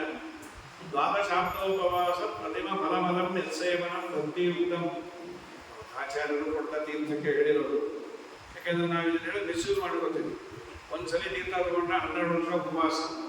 ನಾವು ಯಾರೋ ಹೇಳಿದಾಗ 96 ವರ್ಷ ಬದುಕ್ತೀವಿ ಅಂತ 8 ಸಲ ತೀರ್ಥ ತಗೊಂಡು ಏಕಾದಶಿ ಉದ್ಯಾಪನ ಮಾಡ್ಬೋದು. 12 × 8 12 × 96 ನಾವು ಮಾಡಲೇಬೇಕು. ತುಂಬ ಪುಣ್ಯ ಇದೆ. ಪರಮಾತ್ಮನ ಆ ವಿಶೇಷ ಸನ್ನಿಧಾನ ಇರುವಂತಹ ಶಾಲಿಗ್ರಾಮ ದೇವರಿಗೆ ಚೆನ್ನಾಗಿ ಭಕ್ತಿಯಿಂದ ಅಭಿಷೇಕವನ್ನು ಮಾಡಿ ಎಲ್ಲ ಅವರೊಂದು ಭಗವದ್ ರೂಪಗಳನ್ನು ಆವಾಹನೆ ಮಾಡಿ ಪುರುಷ ಸೂಕ್ತದಿಂದ ಅಭಿಷೇಕ ಮಾಡಿದ ತೀರ್ಥ ಸಾಮಾನ್ಯ ನೀರು ತೀರ್ಥ ಅಂತ ಆಯ್ತು. ಅದು ಮರಣಕಾಲದಲ್ಲಿ ಏನಾದರೂ ಸಿಕ್ಕರೆ ಅವನು ಯಮಧರ್ಮರಾಜನ ಬರುವುದೇ ಇಲ್ಲ. ಯಮಧರ್ಮರಾಜನ ತೀರ್ಥ ತಗೊಂಡೇ ಅವರನ್ನು ಇಲ್ಲಿ ಕರ್ಕೊಂಡೇ ಬರಬೇಡಿ ಪರಮಾತ್ಮನ ಮಾತು. ಅದು ಸಾಮಾನ್ಯರು ಮಾಡಿದ್ದಕ್ಕೆ ಇಟ್ಟು ತಾಕತ್ತು ಅಂದರೆ ಬ್ರಹ್ಮದೇವರು ಮಾಡಿದ ಬ್ರಹ್ಮದೇವರು ಪರಮಾತ್ಮನ ಪಾದವನ್ನು ವಿಷ್ಣೋರ್ನಗಂಭೀರ್ಯಾಣಿ ಪ್ರವೋಜಮ್ಯಪ್ಪಾರ್ಥೇವಾನಿ ವಿಮಮೇರಜಾಂಸಿ ವಿಷ್ಣೋರ್ನ ವೀರ್ಯಗಣನಂ ಕಥಮೋಹನೀಯ ಯಪ್ಪಾರ್ಥಿವಾನ್ಯಪಿ ಕವಿರಮೆ ಮಮೆ ರಜಾಂಸಿ ಜಸ್ಕರ್ಮಯಸ್ವರಭಸ ಅಸ್ಖಲಿತಂ ತ್ರಿವೃಷ್ಟಂ ಯನ್ಮಾಂ ನಿಶಮ್ಯ ಸದಾ ಕುರುಕಂಪಮಾನಂ. ಅದು ಅಲ್ಲಾಡಿದಾಗ ಭಯ ಆಯಿತು. ಆಮೇಲೆ ನಾನು ತೊಳೆದೆ, ನಮ್ಮಪ್ಪನ ಪಾದ ಅದು. ಆಮೇಲೆ ಅದು ಗಂಗೆಯಾಗಿ ನಮಗೆ ಸಿಗೋದು ಅರಕನಂದ ನಿಮ್ಮ ಹಿರಿಯರೇ ತಂದದ್ದಪ್ಪ. ತುಂಬ ಯೋಗ್ಯವಾದ ಪರಮಾತ್ಮನ ಪಾದೋದಕ. ಈ ರಾಮಂದೇ ಅಲ್ಲ, ತ್ರಿವಿಕ್ರಮ ಬೇರೆ ಅಲ್ಲ, ಇವರು ಬೇರೆ ಅಲ್ಲ. ಆಕಾಶಾಸನ ಗೋನಿದು ಬಲಿಯ ಮೇಲಿನ ಪಾದ ಕಾಕುಶ ಕಡನ ಬಂದು ಕೊಂದ ಪಾದ ನಾಕ ಭೀಕರ ಮಕನ ನೆಲಕ್ಕೆ ಕೆಡುಹಿದ ಪಾದ ಲೋಕಪಾವನೆ ಗಂಗೆ ಜನಿಸಿದ ಪಾದವನ್ನು. ನಾಮನ ಸೂರ್ಯನ ಹೇಳಿದ್ರೆ ಅವರು ಹೇಳಿದ ಎಲ್ಲ ಘಟನೆ ಕೇಳ್ಕೊಂಡು ಸಾಮಾನ್ಯ ನಮ್ಗೆ ಗೊತ್ತಿದ್ದೇ ಹೇಳಿದ್ರೆ ನಮ್ಮ ಮಕ್ಕಳೇನು ಕೇಳಲ್ಲ. ಬಾರೋ ಕೃಷ್ಣನ ಕಥೆ ಹೇಳಿದ್ರೆ ನಿನಗೆಲ್ಲ ಚೆನ್ನಾಗಿ ಗೊತ್ತು ನನಗೆ, ಇಲ್ಲಿ ಏನು ಹೇಳೋದು ಈಗ. ಇನ್ನು ಅಪ್ಪಿ ತಪ್ಪಿ ಏನೋ ಕಷ್ಟಪಟ್ಟು ಕೂಡಿಸಿ ಹೇಳೋದು ಇದ್ರೆ ಅಪ್ಪಿ ತಪ್ಪಿ ಒಂದು ತಪ್ಪಾಯಿತು ಅಂದರೆ ನಿಂಗೆ ಏನೋ ಗೊತ್ತೇ ಇಲ್ಲ, ಇಂತಹ ಮೆತ್ತ ಮೆತ್ತಾಗಿ ಏನೋ ಹೇಳೋದು. ಇಲ್ಲೋ ಅದು ಏನಿಲ್ಲ ತೋರಿಸು ಯೂಟ್ಯೂಬಲ್ಲಿ ಆಚಾರ್ಯ ಹೇಳಿದ ನೋಡು ಅಂತ ಹೇಳಿ. ಇನ್ನು ಅವನ ಅಪ್ಪಿ ತಪ್ಪಿ ಮುಂದೆ ಯಾವ ಕಥೆನೂ ಹೇಳಬಾರ್ದು, ಅವನ ಕಥೆ ಒಂದು ಹೇಳ್ಕೋಬೇಕು. ಶ್ರೀರಾಮಚಂದ್ರ ಸರ್ವಜ್ಞ, ಹೇಳಿದ ಎಲ್ಲ ಕಥೆಯನ್ನು ಕೇಳಿಕೊಂಡು ಮುಂದೆ ಬಂದ್ಯ. ಮನುಷ್ಯ ಹೇಗೆ ಬಿಹೇವ್ ಮಾಡಬೇಕು ಅನ್ನೋದನ್ನ ಹೇಗಿರಬೇಕು, ಗುರುಗಳಲ್ಲಿ ಹೇಗಿರಬೇಕು. ಇದಾದ ಮೇಲೆ ಮಿಥಿಲಾ ಪಟ್ಟಣದಲ್ಲಿ ಸ್ವಯಂವರ, ಸೀತಾ ಸ್ವಯಂವರ ಅಂತ ಘೋಷಣೆ ಆಗಿದೆ. ಬಂದ್ಯಾರ ಮಧ್ಯದಲ್ಲಿ ಅಹಲ್ಯೆ ಕಲ್ಲಿನಂತೆ ಬಿದ್ದಿಲ್ಲ, ಕಲ್ಲಾಗಿರಲಿಲ್ಲ. ಜಡ ಎಂದು ಚೇತನ ಆಗಲ್ಲ, ಚೇತನ ಎಂದು ಜಡ ಆಗಲ್ಲ, ಕಲ್ಲಿನಂತೆ ಇದ್ಲು ಅಂತ ಹಾಗೆ ಇಟ್ಕೋಬೇಕು. ಯಾಕಂದ್ರೆ ವಸಂತದಲ್ಲಿ ಕಣ್ಣನ್ನು ವಿರೋಧ ಬರುತ್ತೆ. ಕಲ್ಲಿನಂತೆ ಇದ್ಲು ಅಂತ ಇದ್ದೆಲ್ಲ ಏನಿಲ್ಲ, ನಿಶ್ಚೇಟಿತಳಾಗಿ ಪೂಜೆ ಆಗ ಕೇಳಿದ್ರು ಏನಿದೆ ಹೀಗಾಗಿದೆ, ಏನೋ ಗಂಡ ಹೆಂಡತಿ ಜಗಳ ಅಪ್ಪ, ಏನಾಯ್ತು? ಅಹಲ್ಯ ಪರಮ ಪವಿತ್ರಳಾದಳು. ತಥೋ ಅಹಲ್ಯ ಪದಿನಾಭಿಶಬ್ದ ಕಥೆಯೆಲ್ಲ ಹೇಳಿದ್ರು. ಗೌತಮನ ವೇಷ ಹಾಕಿಕೊಂಡು ಇಂದ್ರದೇವರು ಬಂದಾಗ ಗೌತಮನಿಗೆ ಕೋಪ ಬಂತು. ಅದ್ಯಾಕೆ ಅಂದ್ರೆ ಇಂದ್ರದೇವರು ಬರ್ಲಿಕ್ಕೆ ಕಾರಣ ಗೌತಮರು ವಸಿಷ್ಠರ ಸಾಮ್ಯವನ್ನು ಬಯಸಿ ತಪಸ್ಸು ಮಾಡಿದ್ರು. ಯೋಗ್ಯತಾ ಮೇಲೆ ಈಗ ಕರೆಂಟ್ ಹೆಚ್ಚಿದೆ ಅಂತ ಇದು ಬಂದು ಬಲ್ಪ್ಗೆ ಜಾಸ್ತಿ ಕೊಟ್ಬಿಟ್ಟು ನಮ್ಮನ್ನು ಬಿಡ್ತು. ಯೋಗ್ಯತೆ ಮೇಲೆ ತಪಸ್ಸು ಮಾಡಬಾರ್ದು. ನಮ್ಗೆಲ್ಲ ನಾವು ಮಾಡುವಷ್ಟೇ ಮಾಡಲ್ಲ. ಯಾಕೆ ನೀವೇನು ಮಾಡಲ್ಲ, ನೀವು ಯೋಗ್ಯತೆ ಮೇಲೆ ಮಾಡಬಾರ್ದು ಅಂತ ಹೇಳಿ ಒಂದು ಹೇಳೋದು ಇನ್ನೊಂದು ನಾವು ತಗೊಂಡ್ಬಿಡ್ತೀವಿ. ಹೆಚ್ಚು ತಪಶ್ಚರ್ಯ ಮಾಡಿದರೆ ತಕ್ಕೋದಿಲ್ಲ. ಆ ಬ್ರಾಹ್ಮಣ ಕೋಪವೇ ಬರ್ತಿರ್ಲಿಲ್ಲ. ಕೋಪದ ಸಲ ಇಂದ್ರದೇವರು ಗಮನ ಮಾಡಿದ್ರು, ಶಾಪ ಕೊಟ್ಟರು. ಕಲ್ಲಾಗಿ ಬೇಡ ಕಲ್ಲಿನಂತೆ ಬಿದ್ದಿತ್ತು. ಶ್ರೀರಾಮಚಂದ್ರನ ಪಾದಸ್ಪರ್ಶ ಅಂತ ದಾಸರೆಲ್ಲ ಅಂತಾರೆ. ಶ್ರೀಮದಾಚಾರ್ಯನದು ಕಣ್ಣಿನ ಸದರಾಚಾರ್ಯ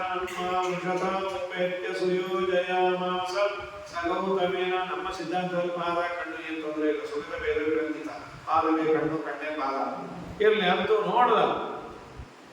ಶಿಲಯಾದ ಹಲ್ಲೆಯನು ಶುದ್ಧ ಮಾಡಿದ ಪಾದ ಒಲಿದು ಪಾರ್ಥನ ರಥವ ತುಳಿದ ಪಾದ ಕಲಿಸುಯೋಧನ ಊರಗದಿ ಕೆಡುಹಿದ ಪಾದ ಕನಕಿ ಕಾಳಿಂಗನ ಮೆಟ್ಟಿ ತುಳಿದ ಪಾದವನು ಭಜಿಸಿ ಬದುಕೇಳು ಮಾನವ. ಕಲ್ಲಂತೆ ಇದ್ದ ಹಲ್ಲೆಯನ್ನು ಉದ್ಧಾರ ಮಾಡಿ ನಮಗೊಂದು ಹೇಳಿದ. ಮನಸ್ಸು ಕಲ್ಲಾಗಿದ್ರೆ ರಾಮಚಂದ್ರ ಕಲ್ಲಿನಂತ ಮನಸ್ಸನ್ನ ಮೃದು ಮಾಡು. ನಮ್ಮ ಮನಸ್ಸು ಕೆಲವೊಮ್ಮೆ ಕಲ್ಲು ಮಾಡಿಕೊಡ್ತೇವೆ, ಕಲ್ಲಲ್ಲ ಕಲ್ಲಿನಂತೆ ಮಾಡ್ಕೊಳ್ತೇವೆ. ಕೆಲವು ವಿಚಾರಕ್ಕೆ ದಾನ ಧರ್ಮ ಕೊಡೋದು, ಬಡಿ ಬೈಲೆ ಮಾಡೋ ವಿಚಾರದಲ್ಲಿ ಬೆಂಗಚ್ಚಿ ಕಲ್ಮುಖ ಕೊಡ್ಬಿಡ್ತು. ನಮ್ಮದು 50-50. ಏನದು 50-50? ಏಕಾಸಿ ಚಾತುರ್ಮಾಸ್ಯ ವ್ರತ ನಿಯಮ ಇವುಗಳೆಲ್ಲ ದೇವರೇ ಮಾಡಿಸ್ಬೇಕು. ನೀವು ಏಕಾಸಿ ನಾವ್ಯಾರು ಮಾಡಕ್ಕೆ ಅವನು ಮಾಡಿಸ್ಬೇಕು, ಅವನು ಮಾಡಿಸಿದ್ರೆ ಎರಡೇನು ಅರ್ಥವಾಗ ದ್ವಾಸಿ ಫಲ ಅದು ನಾವೇ ಮಾಡಬೇಕಪ್ಪ. ಅವನ್ನೆಲ್ಲ ಹಾಕಬಾರ್ದು. ಸೊ ಯಾವ್ಯಾವುದು ನಮಗೆ ತೊಂದರೆ ಕೊಡುತ್ತೋ, ಕಷ್ಟಪಡಬೇಕೋ ಅದೆಲ್ಲ ಸ್ವಾಮಿ ನೋಡ್ಕೋತಾರೆ. ಯಾವುದು ನಮಗೆ ಸಾಧ್ಯವೋ ಅದು ನಾವೇ ಮಾಡ್ಕೋಬೋದು. ಈ ಯೋಗ ಇದೆ ಇಲ್ಲ. ಅಹಲ್ಯ ಹಲಿ ಹಲಿ ಅಂದ್ರೆ ನೇಗಿಲು. ಉಳಲಿಕ್ಕೆ ಯೋಗ್ಯವಾದ ಭೂಮಿಯನ್ನ ಹಲಿ ಅಂತ ಕರೀತಾರೆ. ಅಹಲಿ ಅಂದ್ರೆ ಅಹಲ್ಯ ಅಂದ್ರೆ ಉಳಲಿಕ್ಕೆ ಆಗದ ಬಂಜರು ಭೂಮಿ ಅಂತೆ. ಹೃದಯ ಬಂಜರು ಭೂಮಿ ಅಂತೆ ಆದಾಗ ಅಲ್ಲಿ ನಾರಾಯಣ ಅನ್ನೋ ಬೀಜ ಬಿತ್ತಿದ್ರೆ ಮೊಳಕೆ ಹೊಡೆಯಲ್ಲ. ಆ ನಾರಾಯಣ ಅನ್ನೋ ಬೀಜ ಬಿತ್ತಿದಾಗ ಮೊಳಕೆ ಹೊಡಿಬೇಕು ಅಂದ್ರೆ ಶ್ರೀರಾಮನ ಕೃಪಾ ದೃಷ್ಟಿ ಇಲ್ಲಿ ಬೀಳಬೇಕು. ಅಲ್ಲಿ ಬಿದ್ರೆ ಆ ಬೀಜ ಮೊಳಕೆ ಹೊಡೆಯುತ್ತೆ. ಅದನ್ನು ಹೇಳಿದಾರೆ ದಾಸರಿಗೆ ಚೆನ್ನಾಗಿ. ನಾರಾಯಣ ಎನ್ನುವ ಬೀಜವನ್ನ ಯಾವುದು ಒಬ್ಬನಿಂದ ಅಂಕುರಿಸಿತು, ಅದು ತರಳ ಪ್ರಹ್ಲಾದನಿಂದ ಒಳಕಾಯಿತು. ಒಬ್ಬೊಬ್ಬರು ಒಂದೊಂದು ಬೇರೆ ಬೇರೆ ಈ ತರಹ ಬೀಜ ಅನುಸೃತಿಯಿಂದ ನಮ್ಮ ಪುರದಾಸರಂತ ಹೃದಯ ಬಲವ ಮಾಡಿ ಮನವ ನೇಗಿಲ ಮಾಡಿ ಶ್ವಾಸೋಚ್ಛ್ವಾಸೆತ್ತು ಮಾಡಿ ಜ್ಞಾನವೆಂಬ ಕಣ್ಣಿಯನ್ನು ಮಾಡಿ ನಿರ್ಮಮವೆಂಬ ಗುಂಟೆ ಹರಿವೀರಯ್ಯ ನಾರಾಯಣನೆಂಬ ನಾಮದ ಬೀಜವ ನಾಲಿಗೆ ತುದಿಯಿಂದ ಬಿತ್ತಿರಯ್ಯ. ಹೃದಯ ಬಲವ ಮಾಡಿ ಮನಸ್ಸೇ ನೇಗಿಲು, ಶ್ವಾಸೋಚ್ಛ್ವಾಸ ಎರಡು ಎತ್ತು, ಈ ನಾರಾಯಣ ಅನ್ನೋ ಬೀಜವನ್ನು ಅಲ್ಲಿ ಬಿತ್ತಿ ತರಣ ಕೃಪನಿಂದ ಅಂಕುರಿಸಿತು. ಅದು ವರ ಪ್ರಹ್ಲಾದನಿಂದ ಒಳಕಾಯಿತು. ಹೀಗೆ ಹೇಳ್ದ ಈಗ ಫಲ ಆಯಿತು ಅಂತ ಹೇಳಿ ಹರಿನಾರಾಯಣ ಹರಿನಾರಾಯಣ ಹರಿನಾರಾಯಣ ಎನು ಮನವೇ ಹರಿನಾರಾಯಣ ಹರಿನಾರಾಯಣ. ತರಳ ಚುವನಿಂದ ಅಂಕುರಿಸಿತು ಅದು ವರ ಪ್ರಹ್ಲಾದನಿಂದ ಒಳಗಾಯಿತು. ಧರಣಿ ಚರುಕುಮಾಂಗದನಿಂದ ಚಿಗುರಿತು. ಒಬ್ಬೊಬ್ಬರಿಂದ ಒಂದೊಂದಾಯಿತು, ಪೂರ್ಣ ಬರುವುದಿಲ್ಲ. ಅಂತೂ ಈ ಮಾತನ್ನ ಅಹಲ್ಯ ಅಂದ್ರೆ ಬೀಜವನ್ನ ನಮ್ಮ ಹೃದಯದಲ್ಲಿ ಭಕ್ತಿಯ ಬೀಜವನ್ನ, ಭಗವಂತನ ನಾಮ ಎನ್ನುವ ಬೀಜವನ್ನ ಬಿತ್ತಬೇಕಾದರೆ ಭಗವಂತನ ವಾಯುದೇವರ ಕೃಪಾದೃಷ್ಟಿ ನಮ್ಮ ಮೇಲೆ ಬಿದ್ದರೆ ಖಂಡಿತ ಅದು ಬಿತ್ತಲಿಕ್ಕೆ ಯೋಗ್ಯ ಆಗುತ್ತೆ. ಇಲ್ಲ ಅಂದ್ರೆ ಏನು ಮಹಾ ಗಟ್ಟಿ ಹೃದಯ ಮಾಡಿಕೊಂಡು ಕೂತಿರ್ತೀವಿ, ಅದು ಆವಾಗ. ಇದು ಅಹಲ್ಯೆಯನ್ನು ಉದ್ಧಾರ ಮಾಡಿತ್ತು ಒಂದಾದ್ರೆ ಈಗ ನಮ್ಮ ಉದ್ಧಾರವೂ ಆಗಬೇಕಾಗಿದೆ. ಅವರಿಬ್ಬರು ಮತ್ತೆ ದಾಂಪತ್ಯ ಜೀವನವನ್ನು ಮಾಡಿದರು. ಶ್ರೀರಾಮಚಂದ್ರ ಬಂದ. ನಮ್ಮ ಹಿರಿಯ ಸ್ವಾಮಿಗಳು ಇಲ್ಲಿ ಚಪ್ಪರದಲ್ಲಿ ರಾಮಾಯಣ ಉಪನ್ಯಾಸ ಮಾಡಬೇಕಾದ್ರೆ ಯಾವಾಗಲೂ ಇದನ್ನ ಹೇಳೋದು, ನಾವೇನ್ ಮಾಡ್ತೀವೋ ಅದನ್ನು ನಮ್ಮ ದೇವರು ಕೊಡ್ತಾನೆ. ಶ್ರೀರಾಮಚಂದ್ರ ಮದುವೆ ಆಗಬೇಕು ಸೀತೆ. ಶ್ರೀರಾಮಚಂದ್ರನಿಗೆ ಸರ್ವೋತ್ತಮನಾದ ದೇವರಿಗೆ ಯಾವುದು ಅಲ್ಲ, ಅದನ್ನು ಒಂದು ಚಿಂತನೆ. ನಾನು ಜನ್ಮಾಂತರದಲ್ಲಿ ಕನ್ಯಾದಾನವನ್ನು ಮಾಡಿದರೆ ಈ ಜನ್ಮದಲ್ಲಿ ಕನ್ಯೆ ಸಿಗೋದು ಅಷ್ಟೇ ಇಲ್ಲ. ಇಲ್ಲ ಅಂದ್ರೆ ತುಂಬ ಜಾಗ ಆಗುತ್ತೆ. ದಾಸರದೇ ಇದ್ದಾರಲ್ಲ, ಕನ್ಯಾದಾನ ಮಾಡಿದ ಮನೋಜಗೆ ಕನ್ಯಾ ಭೋಗವೇ ಸಾಕ್ಷಿ. ಕನ್ಯಾದಾನವ ಮಾಡದ ಮನೋಜಗೆ ಹೆಣ್ಣದರೆ ಗುರುತರ ಮೋಕ್ಷವೇ ಸಾಕ್ಷಿ. ನೀವೇನ್ ಕೊಡ್ತೀವೋ ಅದನ್ನು ಕೊಡ್ತಾರೆ. ಹಿಂದೆಲ್ಲ ಬಡತನ ಇದ್ದಾಗ ಹೀಗೆ ಮಾಡೋರಂತ. ತುಂಬಾ ಧರ್ಮೋಪನಯನ ಇವತ್ತು ಕೇಳ್ತೇವೆ. ತುಂಬಾ ಜನಕ್ಕೆ ಅಫೋರ್ಡಬಿಲಿಟಿ ಇರಲಿಲ್ಲ, ಮಕ್ಕಳ ಸಂಖ್ಯೆ ಜಾಸ್ತಿ. ಇವತ್ತು ದೊಡ್ಡ ಅಕೇಶನ್ ಉಪನಯನ ಅಂದ್ರೆ ತುಂಬಾ ಜೋರಾಗಿ ಮಾಡ್ತಾರೆ. 10 ಲಕ್ಷ 20 ಲಕ್ಷ ಖರ್ಚು ಮಾಡಿ ಸಾಯಂಕಾಲ ಪಾರ್ಟಿ ಬೇರೆ ಇಟ್ಕೋತಾರೆ. ಉಪನಯನ cash party no we should not do like that. ಯಾರು ಹೇಳಿದಾರೋ ಏನು, ಒಟ್ಟು ಅಲ್ಲಿ ಉಪನಯನದಲ್ಲಿ ಪ್ರಧಾನವಾಗಿ ಲೋಪ ಅಂದ್ರೆ ಸಂಧ್ಯಾವಂದನ ಬಿಟ್ಟು ಬೇಕಿದ್ದೆಲ್ಲವೂ ಆಗಿರ್ತದೆ. ನಾವು 10 ವರ್ಷ ಆಯಿತು ನಮ್ಮನೇಲೂ ಯಾವ ಫಂಕ್ಷನ್ ಮಾಡಿದೆ.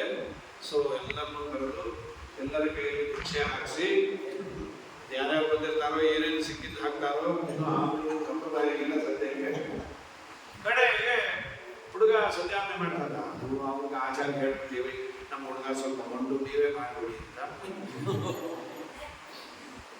ಅವನು ಸಂಧ್ಯಾವಂದನೆ ಇದನ್ನು ಮಾಡದೇ ಇಲ್ಲ ಗಮನ ಕೊಟ್ಟು ಮಾಡಿಸ್ತೇವೆ. ತುಂಬಾ ದೊಡ್ಡದಾಗಿ 10-20 ಲಕ್ಷ ರೂಪಾಯಿ ಕೊಟ್ಟು ವಿಡಿಯೋ ತೆಗೆಸಿ ನಾನು ಮಾಡಿಸಿ ಭಾರಿ ಚೆನ್ನಾಗಾಯಿತು. ಸಂಧ್ಯಾವಂದನೆ ಬೆಳಗ್ಗೆ ಉಪನಯನ, ಸಾಯಂಕಾಲ ಉದ್ಯಾಪನ. ಗಣಪತಿ ನಾನು ಕೂಡುತ್ತೆ ನಾನೇ ಬಿಟ್ಟು ಹಾಕ್ತೇನೆ. ಹೀಗಂತ ಗತಿ. ಆವಾಗ ಉಪನಯನ ಆದ್ಮೇಲೆ ಎತ್ತೆಯಾಗ್ನಿ ತೇಜಸ್ಥೇನ ತೇಜಸ್ವಿ ಭೂಯಾಸ, ಎತ್ತೆಯಾಗ್ನಿ ವರ್ಚಸ್ಥೇನ ವರ್ಚಸ್ವಿ ಭೂಯಾಸ. ಅದಕ್ಕೆ ಮಾಡಲಿಕ್ಕೆ ಶಕ್ತಿ ಇಲ್ಲದವರು ಪಾಪ ಇರೋರು. ಅವರಿಗೆ ಶ್ರೀಮಂತರಾದವರು ನೀವು ನಮ್ಮ ಹುಡುಗನ ಜೊತೆ ಮಾಡಿ ಅಂತ ಮಾಡಿಸೋದು. ಗೋಪಾಲದಾಸರ ಹಾಗೆ ಆಗಿದೆ. ಬಡತನ, ಕಿತ್ತು ತಿನ್ನುವ ಬಡತನ.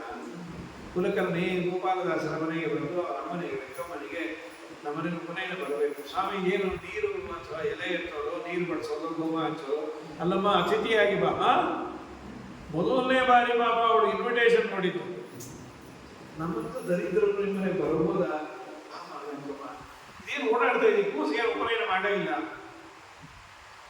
ಏನು ಮಾಡಲಿಲ್ಲ ಅಂದರೆ ಉಪನಯನ ಮಾಡಿಸುವಾಗ ಹಣ ಇಲ್ಲ. ಹಣ ಯಾಕಬೇಕು? ಉಪನಯನವನ್ನ ನಮ್ಮ ಮಗನ ಜೊತೆ ಮಾಡಿಬಿಡು. ನನಗೆ ನಾಚಿಕೆ ಆಗುತ್ತೆ ಹೇಳಿಕೊಡಲಿಕ್ಕೆ. ಪುರೋಹಿತರಿಗೆ ಏನಾದರೂ ಕೊಡ್ಲಿಕ್ಕೆ ತಕ್ಷಣ ಇಲ್ಲ, ಅದನ್ನು ನಾಯಕ ಮಾಡ್ತೇನೆ. ಇವಾಗ ಮಾಡ್ತೀವಿ, ಎಲ್ಲ ನಿಮ್ಮ ತಲೆ ಮೇಲೆ ಹಾಕಬಾರ್ದು. ಇನ್ನೊಂದು ನಮ್ಮ ಸಮಸ್ಯೆ ಏನಾಗಿದೆ, ನಮ್ಮ ಬಂಧು ಬಳಗ ಎಲ್ಲ ಬಿಟ್ಟುಬಿಟ್ಟಿದ್ದಾರೆ. ಹುಡುಗನಿಗೆ ಹಸೆಮಣೆ ಕೂಡಿ ದಂಪತಿಗಳಿಲ್ಲ. ಅದು ನೀವೇ ಮಾಡಿ, ನಾವು ವ್ಯವಸ್ಥೆ ಮಾಡ್ತೀವಿ. ದೇವರು ನಿಮ್ಮನ್ನು ಚೆನ್ನಾಗಿರ್ತೀವಿ. ನನಗೂ ಮಾಡಬೇಕು ಅಂತ ಅಪೇಕ್ಷೆ ಇತ್ತು, ಮಾಡ್ತೀನೋ ಇಲ್ಲೋ, ಹಣ ಇಲ್ಲ, ದಂಪತಿಗಳು ಇಲ್ಲ ಕೂಡಲಿಕ್ಕೆ. ನೀವೆಲ್ಲ ಮಾಡ್ತೀವಿ ಅಂತ ಆ ಪುಣ್ಯಾತ್ಮ ನನಗೆ ಏನು ಪುಣ್ಯ ಬಂದಿತ್ತು. ಅವನಿಗೆ ಗೋಪಾಲದಾಸರು ಉಪನಯನ ಮಾಡಿಸಿದ ಪುಣ್ಯಾತ್ಮ ಗಾಯತ್ರಿ ಮಂತ್ರದ ಸಿದ್ಧಿಯನ್ನು ಪುಣ್ಯಾತ್ಮನ ಕೊಡೋದ್ರೆ ಇನ್ನೂ ಶೇರುಗೊಂಡನಾಗಿರ್ತಾನೆ. ಮಾಡಿಸಿದವನು ಯೋಗ್ಯರಿಗೆ ಒಂದಿಷ್ಟು ಮಾಡಿ ಹೀಗೆ ಮದುವೆಯನ್ನು ಮಾಡಿ ಕೊಡೋರಂತೆ. ಪಾಪ ಇದೆಲ್ಲ 10 ಮಕ್ಕಳು ಇಷ್ಟು ವೈಭವದಿಂದ ಎಲ್ಲಿ ಮಾಡಲಿಕ್ಕಾಗ್ತಾಯಿತ್ತು. ಸಿಕ್ಕಾಪಟ್ಟೆ ಈಗೆಲ್ಲ ಕಲ್ಯಾಣ ಮಂಟಪದ ಖರ್ಚು, ಆಮೇಲೆ ಸಾಯಂಕಾಲ ಪಾರ್ಟಿ, ಬಫೆ, ಹಿಂದಿನ ದಿನ 108 ಖರ್ಚು. ಪಾಪ ಹಿಂದೆಲ್ಲ ಇರ್ತಿರಲಿಲ್ಲ. 15 ಬರೋರು, ಮಗಳ ಮದುವೆ ಗೊತ್ತಾಗಿದೆ, ಯಾರೋ ಸೀರೆ ಕೊಡಿಸ್ತೀವಿ, ಇನ್ನೊಂದು ತಾಳಿ, ಮತ್ತೊಂದು ಊಟ ತಿಂಡಿ ವ್ಯವಸ್ಥೆ. ಆದರೆ 4-6 ದಿವಸ ಆಗೋದಂತೆ ಮದುವೆ. ಒಬ್ಬರದಾದ್ಮೇಲೆ ಒಬ್ಬರದಾಗೋದು. ಯಾರಿಗೆ ಸಾಮರ್ಥ್ಯ ಇದೆಯೋ ಅದಕ್ಕೆ ಅದನ್ನು ಮಾಡಬೇಕು. ಇವತ್ತು ಮದುವೆ ಗಿದುವೆಲ್ಲ ಮಾಡಿಸೋದಕ್ಕೆ ಆಗೋದಿಲ್ಲ. ಏನೋ ಒಂದಿಷ್ಟು ಯಾರನ್ನ ಮದುವೆ ಆಗ್ತೇವೆ ಅಂದರೆ ಯೋಗ್ಯರಿಗೆ ದಾನ ಮಾಡಬಹುದು. ಶ್ರೀರಾಮಚಂದ್ರ ಇದನ್ನು ಮಾಡಿ ತೋರಿಸ್ತ. ನಾನು ಮುಂದೆ ಮದುವೆ ಆಗೋದಿದ್ದೇನೆ, ನಾವು ಮದುವೆ ಮಾಡಿಸಿದ್ದಕ್ಕೆ ನಂಗೆ ಆ ಹೆಣ್ಣು ಸಿಕ್ತು ಅಂತೆಲ್ಲ ತಿಳ್ಕೊಳ್ಳಿ.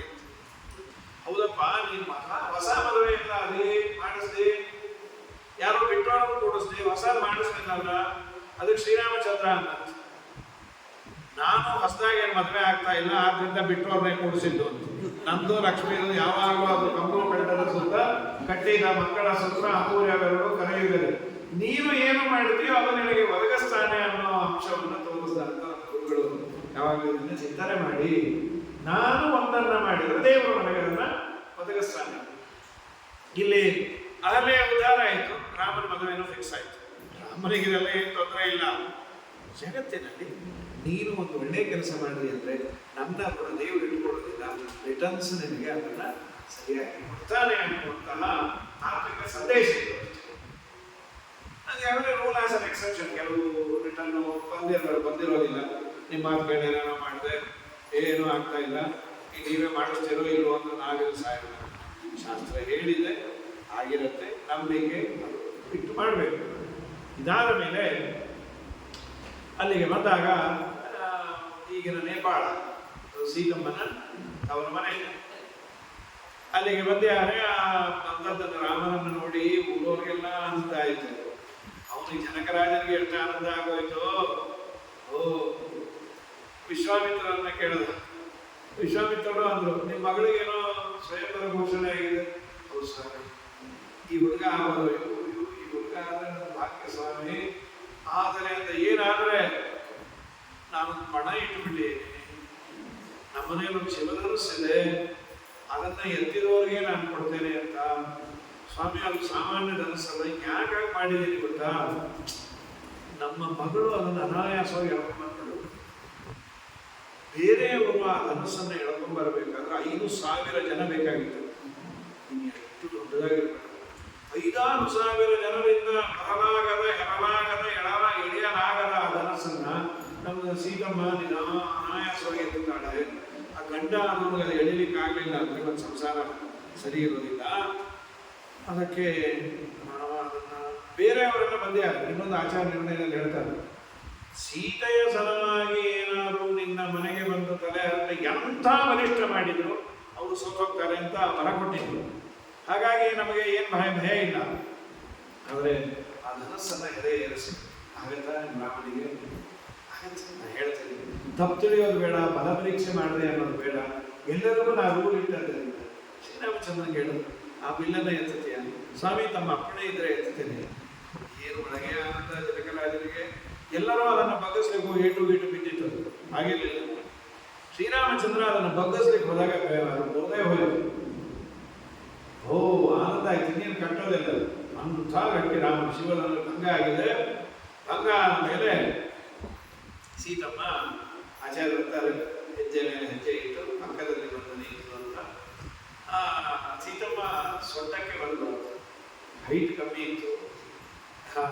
7 ವರ್ಷ, ರಾಮನಿಗೆ 16 ವರ್ಷ, ಸೊಂಟಕ್ಕೆ ಇತ್ತು. ಒಂದು 1000 ವರ್ಷದ ಒಂದು ದೇವಸ್ಥಾನ, 1000 ವರ್ಷ ಮೇಲಾಗಿದೆ. ಈ ಪೋತನ ಅಂತ ಒಬ್ಬ ಕವಿ, ಋಷಿ, ಪೋತನ ಭಾಗವತ ತೆಲುಗು ತುಂಬ ಚೆನ್ನಾಗಿದೆ. ಪೋತನ ಭಾಗವತ ಅವರಿದ್ದವರು ಒಂಟೆಮಿಟ್ಟ ಅಂತ. ಆಂಧ್ರ ಕಡಪಾದಿಂದ ತಿರುಪತಿಗೆ ಹೋಗ್ಬೇಕಾದ್ರೆ ಬರುತ್ತೆ. ಒಂಟೆಮಿಟ್ಟದಲ್ಲಿ ಒಂದು ರಾಮದೇವರ ದೇವಸ್ಥಾನ ಇದೆ.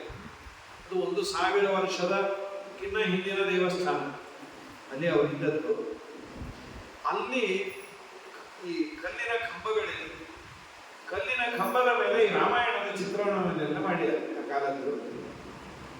ಯಾವಾಗ ಹೋದಾಗ ನೋಡಿಕೊಂಡು ಬರುವ ಅಂತ ಹೋಗಿದ್ವಿ. ಅಲ್ಲಿ ಗೈಡ್ ಒಬ್ಬ, ನಾವೇನು ಗೈಡನ್ನೇನು ಮಾಡ್ಕೊಂಡಿಲ್ಲ, ಸುಮ್ಮನೆ ಕರ್ಕೊಂಡ ಸ್ವಾಮಿಗಳು ಈ ಕಡೆ చూడండి ಅಂತ. ఏం చూసే చూడండి, ఇదే మీకు తెలుసా సీతా స్వయంవరం? అది కాదు, దాంట్లో సూక్ష్మం ఉంది, నువ్వే చెప్పు నాయన. ಅವನಂದ ಸೀತಮ್ಮನ್ನ ಎತ್ಕೊಂಡೆ ಯಾರು ನೋಡಿ ಅಂತ. ರಾಮನಿಗೆ ಮಾಲೆ ಹಾಕಬೇಕಾದರೆ ಸೀತೆಯನ್ನ ಎತ್ತಿಕೊಂಡೆ ಯಾರಲ್ಲಿ? ಆ ಕಲ್ಲಿನಲ್ಲಿ ಕೆತ್ತಿರೋದು. ಅದು ಎತ್ತಿ తెలుಸ ಸ್ವಾಮಿ ಎಲ್ಲಿದ ನಾಯನ? ಅವನು ಹೇಳ್ದ, రామ ఇంత పొడుగున్నాడు, సీతమ్మ చూస్తే ఇంతే ఉంది, దానికి ಅವರನ್ನ ಎತ್ತಿ ಮಾಲೆ ಹಾಕಿಸಿದ್ದಾರೆ ಸೀತಮ್ಮನನ್ನ ಅಂತ. 1000 ವರ್ಷದ ಕೆಳಗೆ ರಾಮಾಯಣ ಆಸ್ ಇಟ್ ಈಸ್ ಕೆತ್ತಬೇಕು ಅನ್ನುವಂತಹ ಪರಿಕಲ್ಪನೆ ಚೆನ್ನಾಗಿದೆ. ಅದನ್ನ ಎತ್ತಿದ್ದು ಕಲ್ಲಿನಲ್ಲಿ ಉಂಟು. ಅಂತೂ ಸೀತೆಯ ಸ್ವಯಂವರ ಆಯಿತು, ತುಂಬ ಆನಂದ ಆಯಿತು. ದಶರಥನಿಗೆ ಹೇಳಿ ಕಳಿಸ್ಯಾರು. ದಶರಥ ಪರಿವಾರ ಸಮೇತ ಬಂದ್ಯಾರು. ಅವನ ಮನೆಯಲ್ಲಿ 4 ಮಕ್ಕಳಿಗೆ 4 ಮಕ್ಕಳಿಗೆ ಒಟ್ಟು ವಿವಾಹ ಆಗಿದೆ. ಮತ್ತೆ ಅಲ್ಲಿಂದ ವಾಪಸ್ ಬಂದ ಪರಶುರಾಮ ದೇವರು ಭೇಟಿಯಾಯಿತು. ಎದೆಯನ್ನೇ ಹೊಡ್ಕೊಂಡ ದಶರಥ. ರಾಮ ನನ್ನ ಜೊತೆ ಇದ್ದಕ್ವಾ, ಸ್ವಾಮಿ ನಾ ಬರ್ತೇನೆ ಅಂತ. ಹಾಗೆಯೂ ನಾ ಬರ್ತೇನೆ ಅಂತ. ವಿಶ್ವಾಮಿತ್ರ ಯಜ್ಞ ಕರೆದ ನಾ ಬರ್ತೇನೆ, ನಿನ್ನ ಜೊತೆ ಯುದ್ಧ ಏನು ಮಾಡಲ್ಲ. ಏನೋ ಶಿವಧನಸ್ಸನ್ನ ಭಂಗ ಮಾಡೋದಲ್ಲ, ನನ್ನ ಕೈಯಲ್ಲಿ ವಿಷ್ಣು ಧನಸ್ಸಿದೆ, ಅದನ್ನ ಭಂಗ ಮಾಡಬೇಕು. ಏನು ಕರ್ಮ ಸ್ವಾಮಿ, ನಾವು ಸೋತ್ವಿ ಅಂತ ಒಪ್ಕೋತೀವಿ, ಬಿಟ್ಟು ಬಿಡ್ರಿ. ಪರಶುರಾಮ ದೇವರು ಕೊಡೋದು ಎಲ್ಲರಿಗೂ ಎದೆ ಹೊಡೆದು. ಅದು ಏನಾಯ್ತು ನಾಳೆ ದಿವಸ ನೋಡು. ಹರೇ ಶ್ರೀ ಕೃಷ್ಣ.